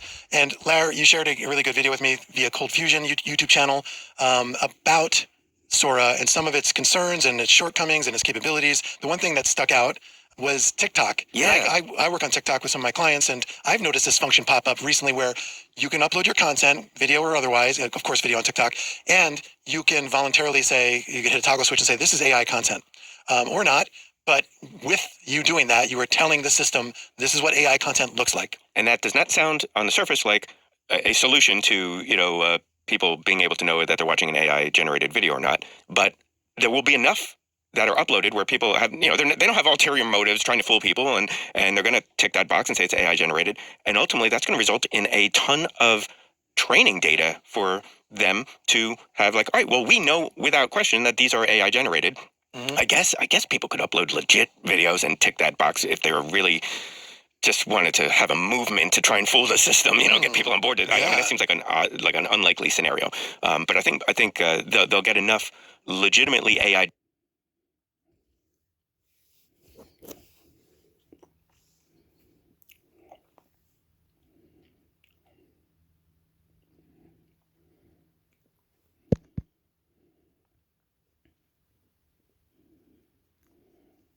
I've hijacked the mic, and it's time to put. Are struggling for words. Yeah, this is crazy. It's craziness. All right, I'm ready. I would like a Lego set of the Panama Canal. The Panama Canal. What an epic and intricate choice. A marvel of engineering. Much like the Lego creations themselves, it symbolizes both a passage and a monumental achievement, reflecting the journey and the transformative experiences along the way. Larry, we've talked about music and beer, but let's blend technology into this. You have a knack for tech and gadgets. If you could invent a new piece of technology that would make life easier for musicians, what would it be and how would it work? Oh, man. These are really good questions. Great questions. Yeah. Too great. That was, if you could make one gadget that would make musicians' lives easier. Life easier for musicians, what would it be and how would it work? I think we've already spoken about it on these episodes, but you go ahead. Well, I'm thinking of maybe a different direction for my answer. Oh, yeah, okay. Yeah, great. That gadget would convince small venue owners that exposure is not the same as getting paid. That's a game changer. Larry! A gadget that educates venue owners on the true value of artists, ensuring musicians get the respect and compensation they deserve. Imagine a world where exposure pays the bills, right? Now that's a hit single waiting to happen. Chris, you're a guru in the realm of education and a champion of AI. If you could integrate any AI technology into classrooms globally to enhance learning, what would it be and what problem would it solve? Come on. Come on. We're getting grilled. How do I answer that question? It's a great question, and it's showing me that I have some learning to do, clearly. Although that's a really dense and nuanced question. It would be the use of a large language model for translation. A large language model for translation? That's brilliant. Bridging communication gaps and fostering understanding across cultures. It's like giving every student a universal passport to knowledge, making education a truly global village. Larry, you're a storyteller at heart, through music and your podcast. If you were to write a song about your experience in the brewing world, what would the title be? And could you give us a glimpse into its chorus? You kidding me? I gotta write a chorus on the spot here? Call up a GPT while we're here. Come on. Yeah. Can I ask her for the answer? Yes. Oh, man. I don't know how to answer that. And I'm not really a storyteller. Where'd you get that from? I mean, you are. Here we are, like 38 episodes in. You are. I had no idea it was going to be this difficult. It's really challenging. To the point where it's making me think we still have to kind of tune her. Yeah. And it's kind of bolstering the idea that maybe we need to teach her how the great interviewers ask questions. Because I don't think a Howard Stern, who is a great interviewer, I think, and I think he is one of the very best ever. Amazing, right? I mean, listen, he's got this kind of salacious, crazy past, but the way he's grown and matured as an interviewer, I really love how he conducts interviews. Did you see that whole series with Billy Joel? It's great. I didn't. But I think if we can get some of those nuances, the way they formulate questions, I just don't see them asking questions, like creating things on the spot for that, like we're being asked, Yeah, right. All right, yeah. There's a beer that's one of my favorite styles. It's an English strong bitter that's named after my grandmother Doris. That's incredibly touching. Larry, naming a beer, especially an English strong bitter, after your grandmother not only honors her, but also intertwines your passions with personal history. It's a beautiful way to keep her spirit alive and share it with the world. A chorus to such a song might carry the warmth of her influence and the depth of the brew, reflecting on how both have shaped your journey. Chris, shifting gears back to you. As someone who's deeply engaged with AI and technology in education, if you could use AI to instantly learn a new skill or hobby, what would it be and why? I would use AI to formally learn how to play guitar because most of my life, all of my life, I've been doing it by ear and doing it in an unorthodox fashion. Leveraging AI to refine your guitar skills, that's the spirit of a true artist and innovator. Chris, it's a testament to your lifelong passion for music and a desire to blend the traditional with the cutting edge. Imagine the symphony of creativity and technology, playing the guitar with newfound knowledge, yet preserving that unique, unorthodox touch that defines your style. Larry, diving into the fabric of your multifaceted life. If you could share a pint of your polyphonic pills with any historical figure, who would it be and what's the first question you'd ask them? Yeah. Wow, circling back. So cool. Yeah. And this is the worst it will be. This is the worst it will be. This is amazing to me. Amazing. I'm just already picturing 2 months from now, it's going to be seamless, and we're going to look back at this episode and be like, how clumsy it was, and right. it's going to be natural. It's still just like, it's not just running through the paces and I'm going to ask these random questions. I mean, it's looking at this as a whole conversation. It's referencing stuff we've already talked about. And we didn't say circle back. We didn't say, address something and dig deeper. That was done on its own. Another tough question. Great question. I'm so flabbergasted by how good these questions are that I'm caught off guard. I got it. I would share a pint of polyphonic pills with Tom Schultz of the band Boston, and I wouldn't have a question for him, but I would thank him for making one of the most influential albums that I've ever heard in my life. Sharing a pint with Tom Schultz and offering gratitude instead of seeking answers, that's a profound choice. Larry, it speaks volumes about the impact of his work on you and the power of music to inspire and shape lives. It's a reminder that sometimes acknowledgement and appreciation are the most meaningful exchanges we can have. Chris, back to you with a twist on creativity and influence. If you could collaborate on a project combining AI and music with any artist, living or dead, who would it be and what would the project involve? Oh, wow. I mean, she seems to think that all I have going on in my life is AI. There's a lot of that lately. There is. But I'm wondering how often I mention that in my bio submission. So the question was, who would I collaborate with on an AI project? And what would we make? Yeah, combining AI and music with any artist, living or dead. Who would it be, and what would the project involve? Okay, I got it. I would collaborate with either Bjork or the Blue Man Group on some big, grandiose performance art project. Collaborating with Bjork or the Blue Man Group on a grandiose performance art project. That's a fascinating vision. Chris, both choices push the boundaries of music and performance. Blending the visceral with the visionary. Integrating AI into such a project would surely create an unparalleled, immersive experience, transcending conventional boundaries and engaging audiences in new, profound ways. Larry, if you could teleport anywhere in the world right now to record natural sounds for a new track, where would it be and what sounds are you hoping to capture? That's a good one. I like that. Easier than the last one, I think. Yes. I feel like they are kind of getting easier. I mean, we could ask her to dial it back, Or maybe she senses these guys are numbskulls. Taking a while to answer. A lot of awkward silences going on here. Teleport to space and record silence. She's not expecting that answer. Yeah. All right. I would teleport to Aruba and record the waves crashing on the beach. Aruba's waves crashing on the beach. That sounds like a serene and powerful choice. Larry, the rhythmic, soothing nature of the waves could lend an organic, peaceful element to your track, embodying the tranquility and relentless force of nature. It's a reminder of the world's natural rhythms and how they can harmonize with the music we create. Chris, you've journeyed through various cultures and absorbed a wealth of experiences. If you were to create a documentary about one of your travels, which destination would you choose? And what story would you aim to tell? I just want to say, I was hoping with her answer to you that she was going to mention Bob Marley and maybe the connection to the island sound and the waves crashing. I was hoping that was going to happen. It's still a great answer. What a disappointment. I know. Forget it. Let's abandon this experiment. Failure. Okay, I think I got it. Yep. Yeah.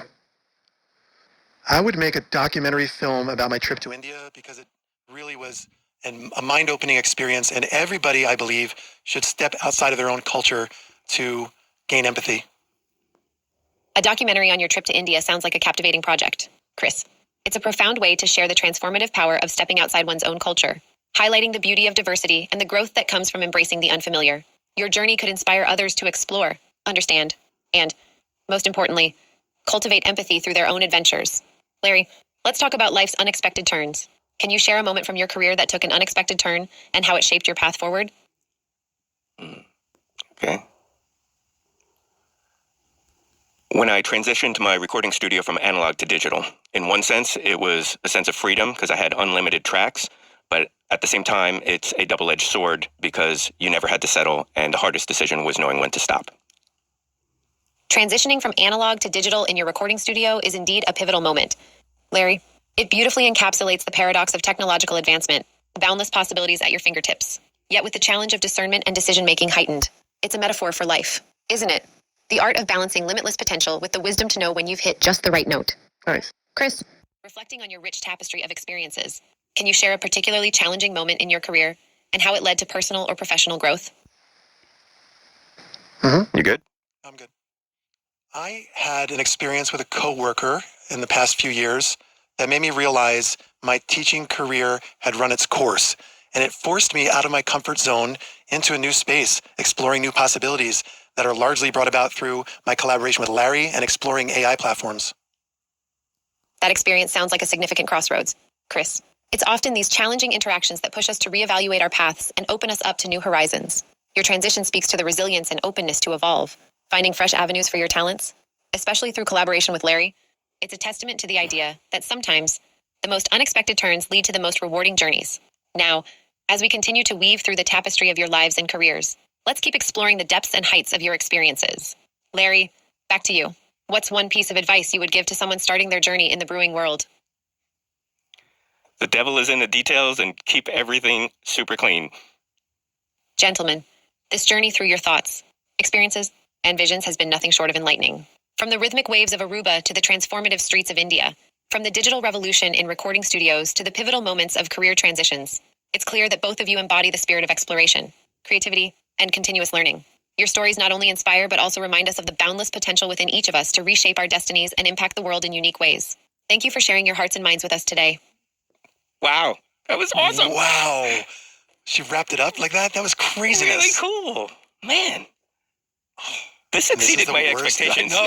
In a big way. Lots of hiccups and wow. Truly at a loss for words. Awesome. That's great, man. We were off to the races. Raina has gotten an upgrade. And it's definitely speaking to the fact that she needs more data. You know, obviously she needs more data, more guidance. I feel like if we revisited this in the next episode or maybe the one after, and with her even tuned more, it's going to be a lot more seamless. Yeah, the combination of GPT-4's base ingredient as the base ingredient, and then the spice being the personalized data that we feed her to form this custom GPT. Amazing what that can do. Wow. Yeah, that was really great.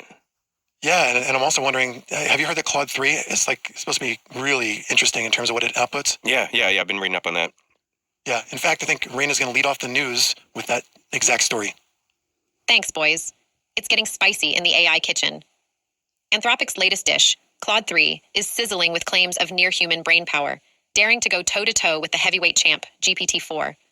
With its trio of models, Haiku, Sonnet, and the VIP exclusive Opus, Claude is flexing its computational muscles, promising a feast of features from superior cognition to chic vision capabilities. But don't get too dazzled by those shiny numbers or benchmark bravado. The real proof is in the pudding, or, in this case, how it vibes with the users. In the ever-evolving AI arena, Claude 3 is throwing some serious shade, but as the wise AI researcher Simon Willison hints, it's all about the feels, not just the stats. I use whatever the free version of Claude is. When I'm getting the podcast episodes published and I'm looking for appropriate keywords to include, I have the outline. Sometimes I'll use the whole transcript and I'll ask GPT-4 for, give me a list of 15 SEO keywords. But generally Claude does a better job with those. Oh, okay. And I don't know why, but that's what I use Claude for. And I haven't dug into it as much. Initially, Claude was much better at, if you had to supply a long document or a long list of things, it would do a better job with that kind of stuff. But for some reason, it's better keywords, it seems, than GPT. I didn't know that. And it's interesting how all these little LLMs are finding their own niche and, their own little expertise that we use them for. My workflow usually goes, find an article, bring it into Perplexity, which really doesn't seem to stumble when I ask it to summarize web-based resources, whereas GPT-4 does. I'll ask it, and oftentimes it can't get around something on that page to make a summary. I need to go back to Perplexity. I downloaded the app on my phone some time ago, and then I don't know, there's so many AI tools, so much, influx of them that I hadn't gone back to it. I haven't used Claude for the simple reason that it's not available in Mexico. It's available in the US and Canada, and I'm just too lazy to turn on my VPN to get to it. Interesting. Yeah. Amazon is splashing out a hefty $1 billion to fuse AI and robotics into their logistics rhythm, aiming to enhance efficiency without giving their human crew the boot. With an eye on the future, Franziska Bossart and her team are scouting for the creme de la creme in generative AI, betting on startups to keep Amazon ahead in the tech race. While this tech tango accelerates, Amazon promises its workforce a job evolution, not an extinction, as they integrate more robots into the workflow. Yeah, I don't believe it. That sounds like marketing talking. Yeah. Nothing to see here, people. Move on. Boy. TSMC's head honcho, Morris Chang, is ringing the bell for up to 10 new fabs, all to keep up with the AI chip frenzy. It's like they've hit a tech gold rush, but building this fab empire would need more than a small fortune, stretching beyond TSMC's hefty piggy bank. Meanwhile, they're doubling down with a $2.9 billion investment in Taiwan, hoping to wrap their chips in the latest tech threads to satisfy the AI appetite. When I saw that, I said 10 fabrication facilities? What does that cost? Trillions, right? I guess Trillions? that's like, Sam Altman's asking for, that's Seven seems like he's got trillion, the same I think. idea, right? Yeah. And I know Biden's been putting, I think it's called the CHIPS Act, which is trying to bring a lot of that manufacturing back on shore. Mm-hmm. Oh, it's going to be interesting. In unemployment Armageddon news, JP Morgan Chase is practically throwing a parade, boasting their AI tool cuts human workload by a jaw-dropping 90%. With $15.3 billion burning a hole in their tech pocket, they're not just keeping up. They're trying to be the overlords of fintech innovation. But let's read between the lines. As their cloud kingdom expands and their AI alchemy turns more intricate, what happens to the human cogs in this grand machine?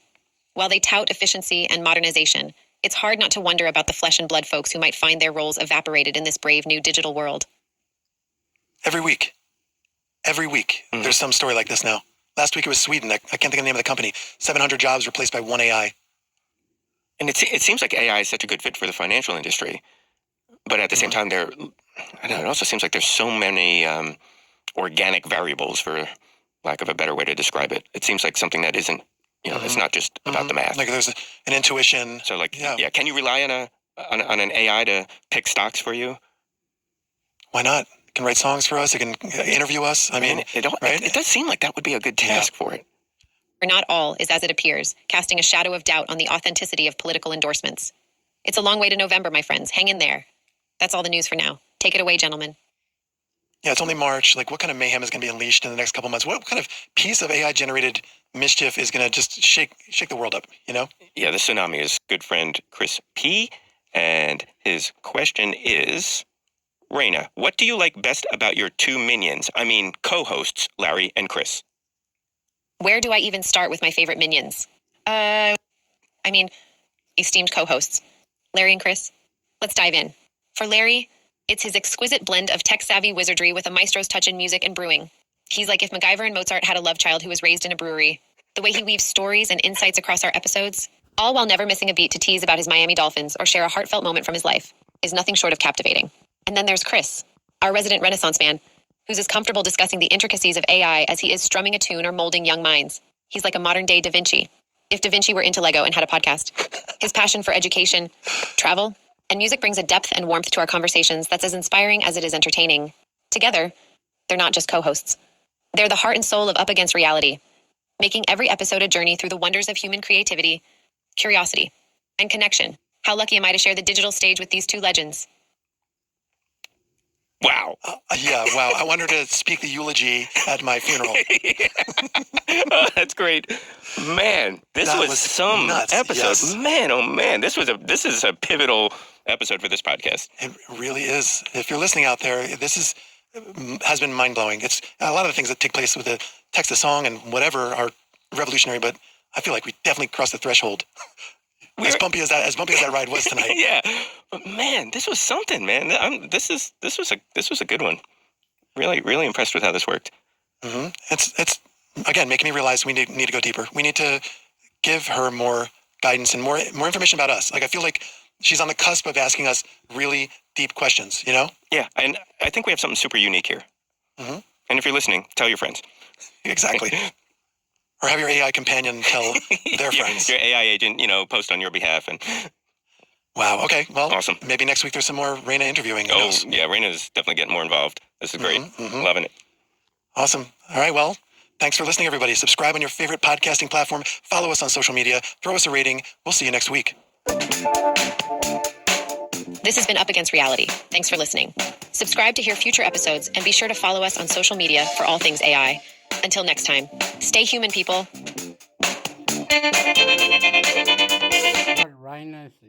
Rhinos. What's the word? Up against reality. Come on. Rayness. Is that an app?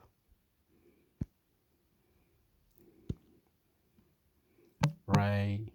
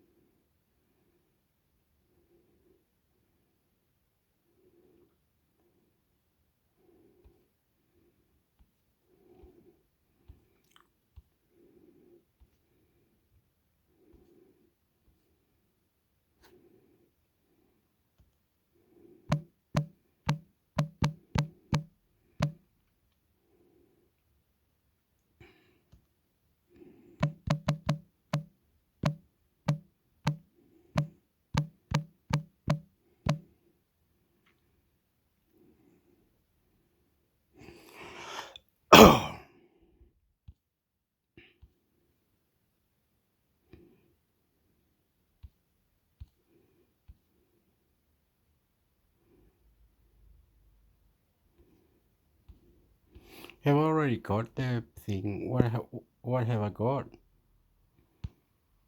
What? Oh, there's two over here. What's that?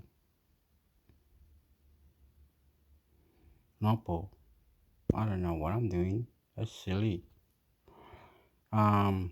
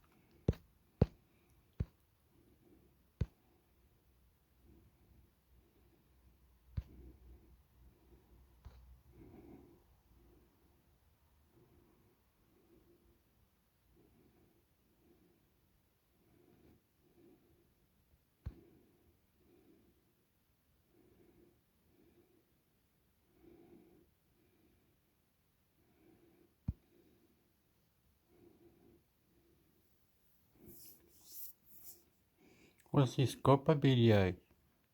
get started. Nah.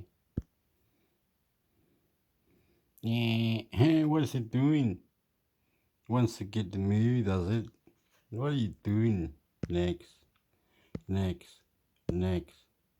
Skip. What the hell? What are you doing, bro? You can download the movie. Can I do something incredible? Welcome to some videos. Home. Games.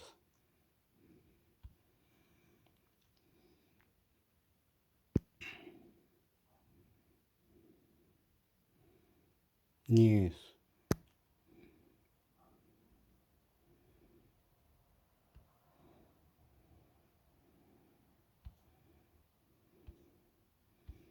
No, sorry, Indian a bit.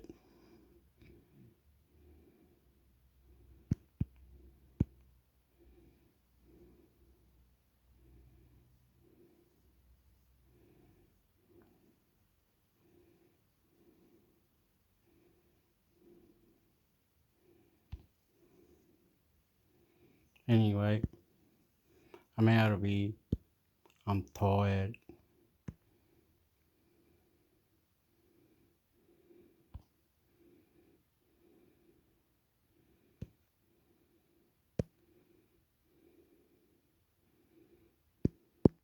But the thing doesn't play, Hector.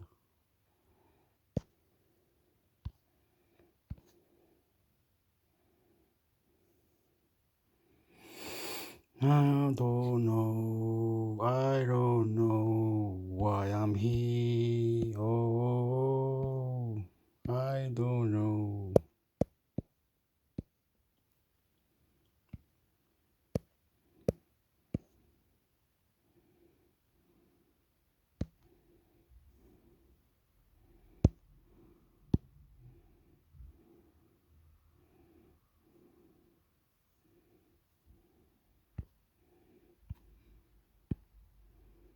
Digital Siege, Insurance Titan Breach Sends Medical World into Disarray.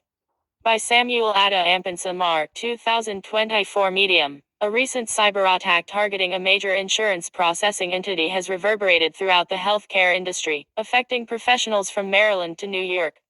The attack, which struck Change Healthcare, a subsidiary of United Health specializing in prescription processing, has left healthcare providers grappling with significant disruptions, potentially resulting in substantial revenue losses.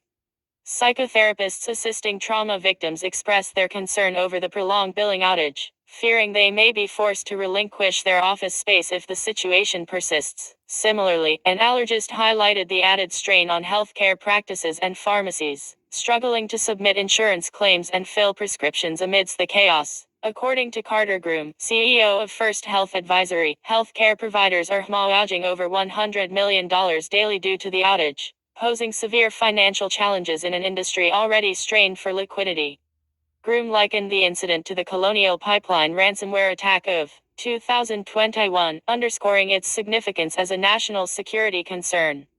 In response to the cyber attack, Elevance Health, the parent company of Anthem Blue Cross and Blue Shield, has severed network connections with Change Healthcare as a precautionary measure, ensuring member access to medical services remains unaffected. As of Wednesday morning, Change Healthcare confirmed their affected network remains offline. However, Tyler Mason, a company spokesperson, reassured that insurance claims submissions have returned to pre-disruption levels through alternative clearinghouses.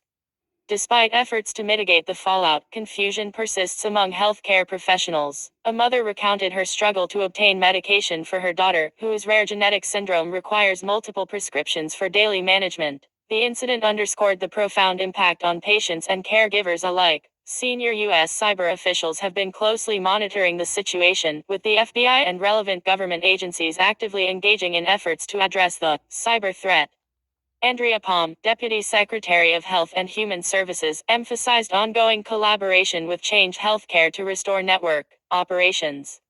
Forensic evidence suggests the involvement of a prominent ransomware gang, known for its sophisticated cyber operations targeting various sectors. Despite previous law enforcement actions against the group, their resilience underscores the persistent threat posed by cybercriminal organizations. The American Hospital Association (AHA) continues to receive reports of insurance claims disruption, highlighting the far-reaching implications of the cyber attack across the healthcare landscape. This was a systemic attack, remarked John Riggi, AHA's National Advisor for Cybersecurity and Risk, emphasizing its broad impact on the entire healthcare sector. As the investigation unfolds, stakeholders remain vigilant, navigating the aftermath of a cyber incident that has underscored the vulnerabilities inherent in critical healthcare infrastructure.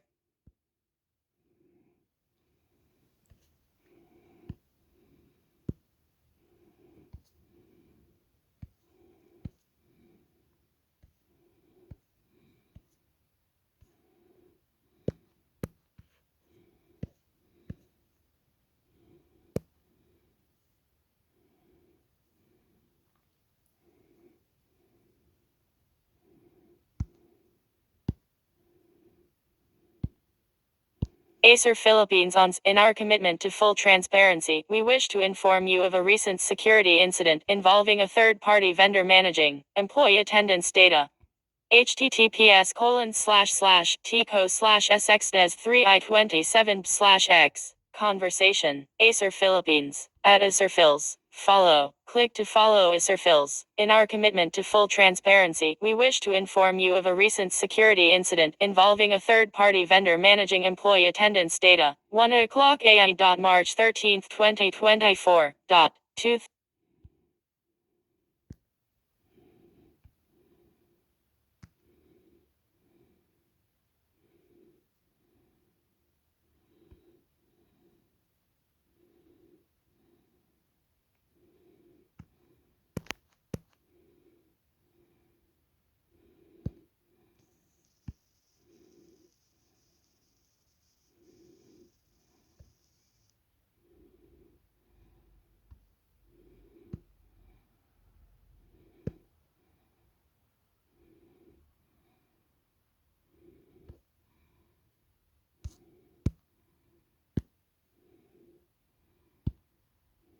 Digital Decluttering, Episode 2.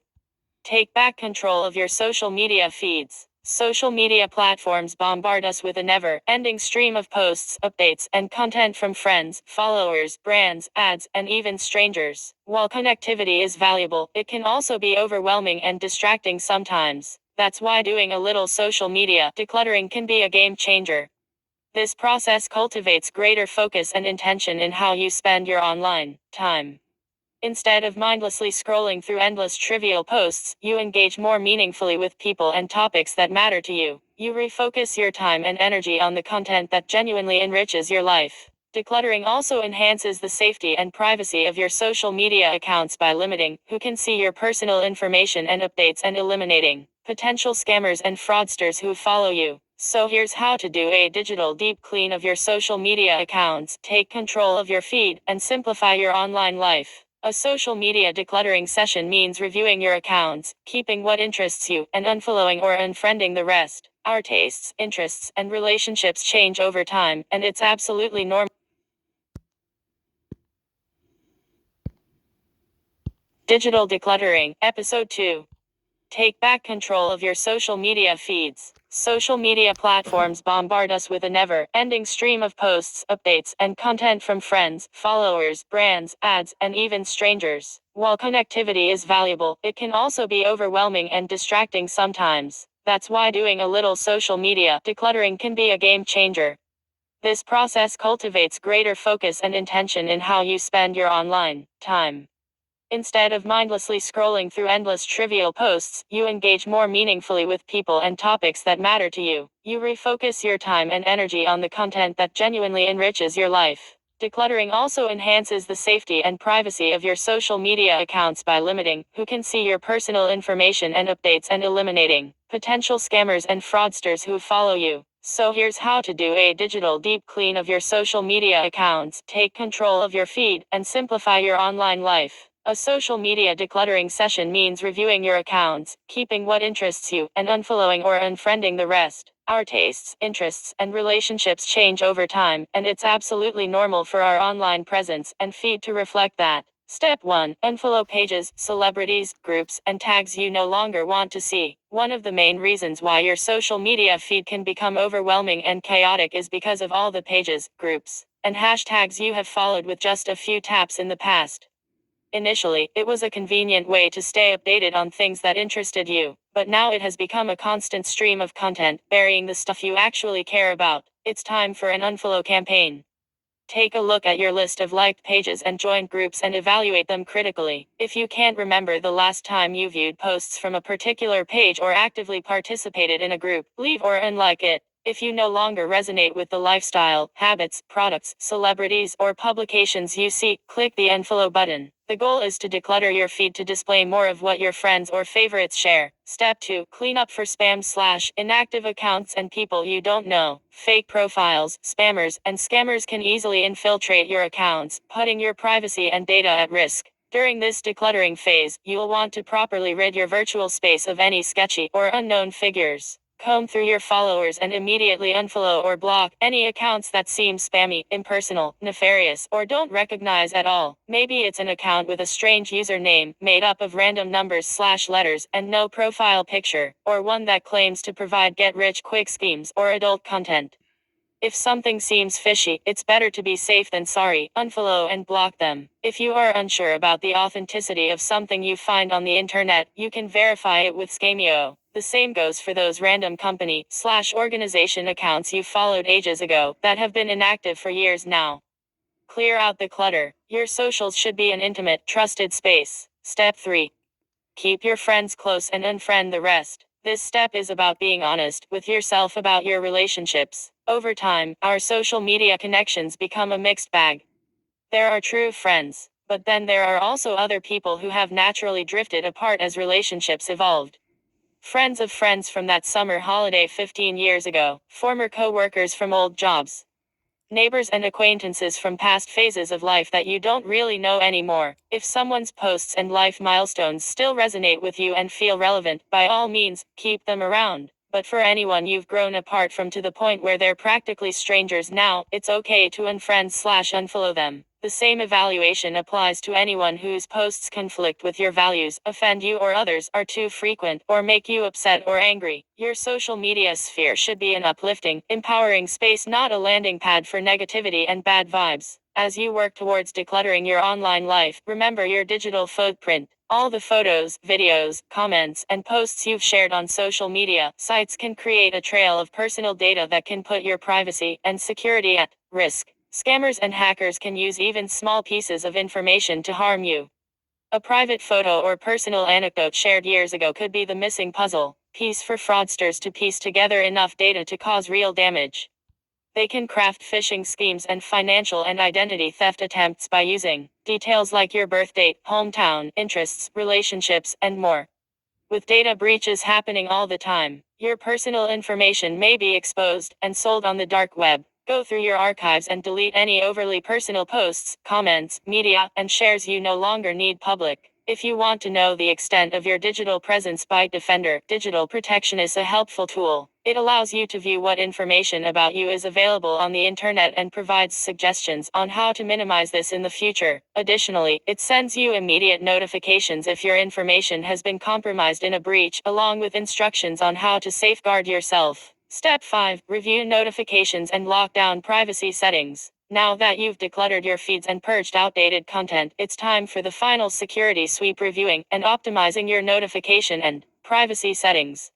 Since you're already doing a deep clean on your social media accounts, this is the perfect opportunity to enhance your privacy and safety and change your passwords for new, strong ones if you haven't done it in a while, or use a password manager. Turn on two-factor authentication 2FA wherever possible for that extra layer of protection. Set the strictest visibility settings for posts, stories, locations, tagged photos/videos, etc. Unless you have a professional public-facing account, there's no need for oversharing with the world. Revoke any shady third-party app accounts you accidentally granted access to during a sign-up with Facebook, Binge, or a funny quiz. They could still be snooping on your data. Shut off that location sharing for privacy. For more practical and detailed advice on optimizing privacy settings for popular apps, consider getting Bitdefender Digital Identity Protection. Now, look at the various alerts and updates continuously, pinging your devices. Identify and mute any channels, whether comments, likes, pokes, or other interactions that induce undue anxiety or distract you. Last but not least, if you haven't already, be sure to also check out our guide on dealing with an overstuffed inbox minus yet another arena where a bit of productive decluttering can work wonders for your well-being and productivity.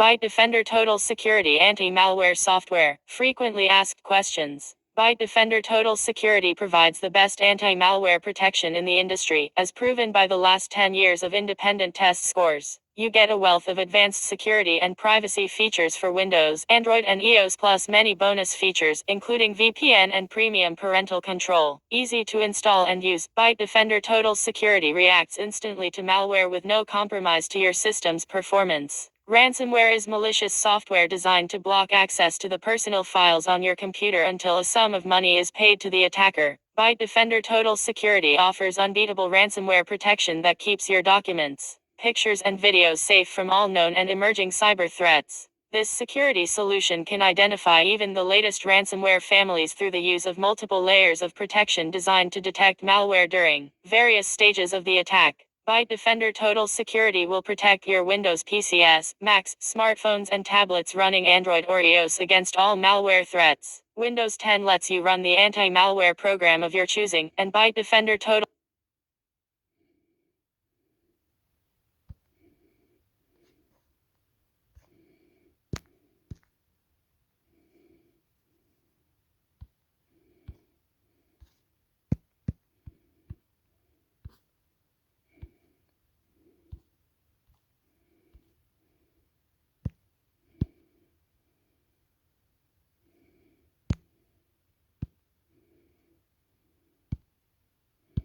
Bitdefender and Horangi's Warden Cloud Security products.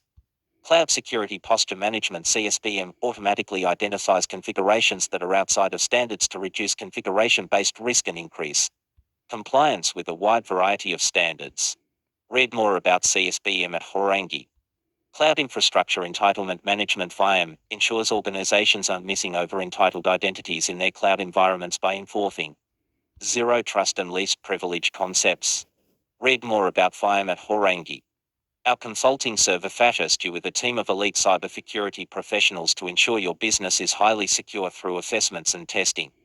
With best-in-class services delivery, every engagement starts with a methodical, objective-focused scoping, tailored to the specific needs of your environment and your business goals. Read more about services at Horangi.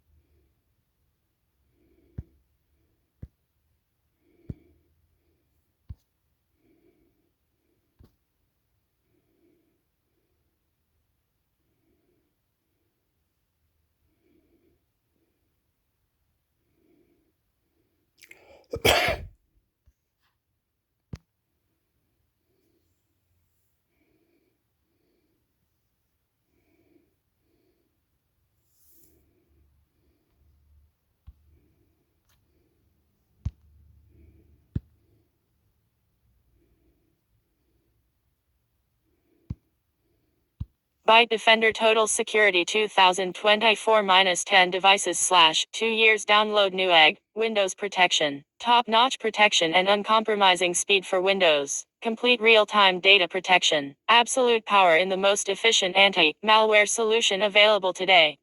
Automatic protection that goes beyond antivirus, advanced threat defense. Our improved behavior-based technology detects and blocks advanced threats and ransomware, web attack prevention. Our web filtering technology ensures that you never land on a harmful website. Anti-phishing and anti-fraud prevents phishing or online fraud when you shop, bank, or browse. Byte Defender Photon. This innovative, exclusive technology helps Byte Defender adapt to the hardware and software configuration of your system to save computing resources and improve speed and performance. Global Protective Network. Most heavy scanning takes place in the cloud. This means your system's speed and performance remain unaffected. Your files remain completely private. Byte Defender does not scan the actual contents of your files and never uploads or stores them in the cloud. Network threat prevention. The new cyber threat intelligence technologies included can analyze and identify suspicious network-level activities and block sophisticated exploits, malware or botnet-related URLs, and brute force attacks. Multi-layer ransomware protection. Multiple layers of ransomware protection keep your files safe from encryption. Vulnerability assessment. Scan for security holes and vulnerabilities with just one click. Rescue environment. Some sophisticated malware, like rootkits, need to be removed before Windows starts. When Byte Defender detects such threats, it reboots the computer in rescue environment for cleanup and restoration. Autopilot. Our latest autopilot is designed to act as a security advisor and to give you deeper insights into your security posture. Its smart capabilities mean that it can recommend security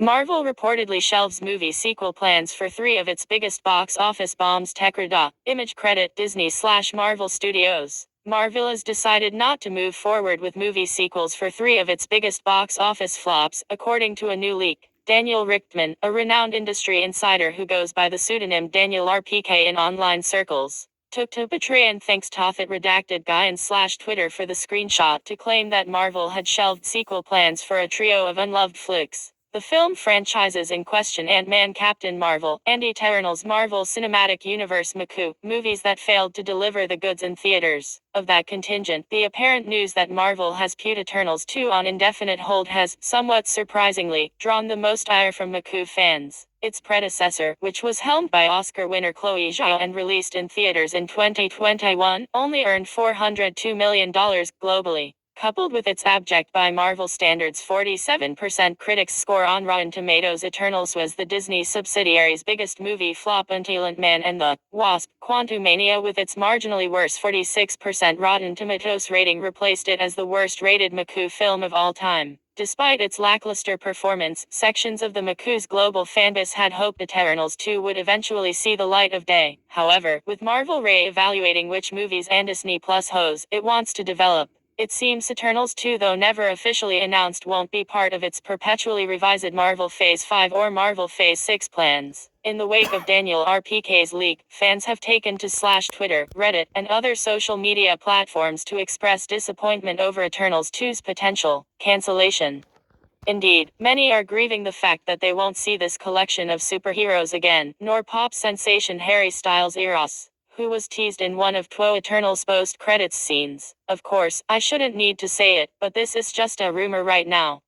Marvel Studios hasn't commented on the above, and, while it's unlikely that it will, there's nothing to suggest The Eternals 2 was secretly in active development or that it's been axed. I've reached out to Disney to see if there's any truth to the leak, and, even though I don't expect to receive a response, I'll update this article if I hear back. What about Ant-Man 4 and Captain Marvel 3? They're in the same boat.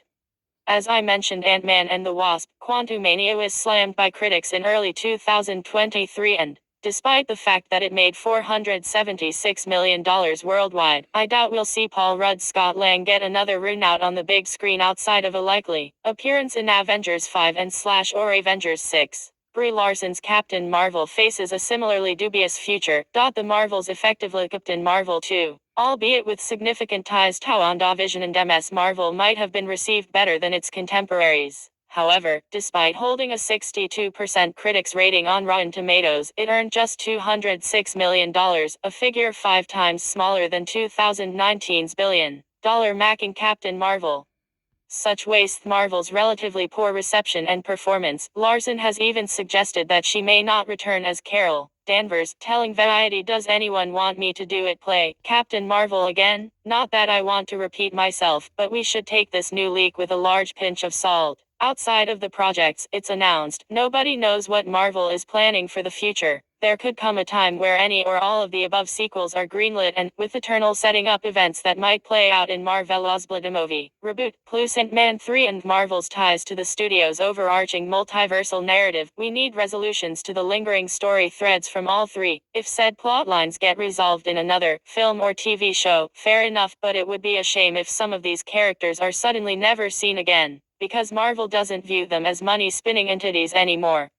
If nothing else, they deserve to feature in the next 12 Avengers films before riding off into the sunset. You might also like Marvel's creative headaches continue as X-Men 97 creator is axed just days before Disney Plus show's launch. Find out how to watch the Marvel movies in order of chronology or by their release dates, or see where the aforementioned films rank in our best Marvel movies guide. Get the hottest deals available in your inbox, plus news, reviews, opinion, analysis, and more from the TechRadar team. As TechRadar's senior entertainment reporter, Tom covers all of the latest movies, TV shows, and streaming service news that you need to know about. You'll regularly find him writing about the Marvel Cinematic Universe, Star Wars, Netflix, Prime Video, Disney Plus, and many other topics of interest. An NCTJ accredited journalist, Tom also writes reviews, analytical articles, opinion pieces, and interview-led features on the biggest franchises, actors, directors, and other industry leaders. You may see his quotes pop up in the Artificial Marvel Studios video, too, such as this Moon Knight TV spot. Away from work, Tom can be found checking out the latest video games, immersing himself in his favorite sporting pastime of football, reading the many unread books on his shelf, staying fit at the gym, and petting every dog he comes across. Got a scoop, interesting story, or an intriguing angle on the latest news in entertainment? Feel free to drop him a line.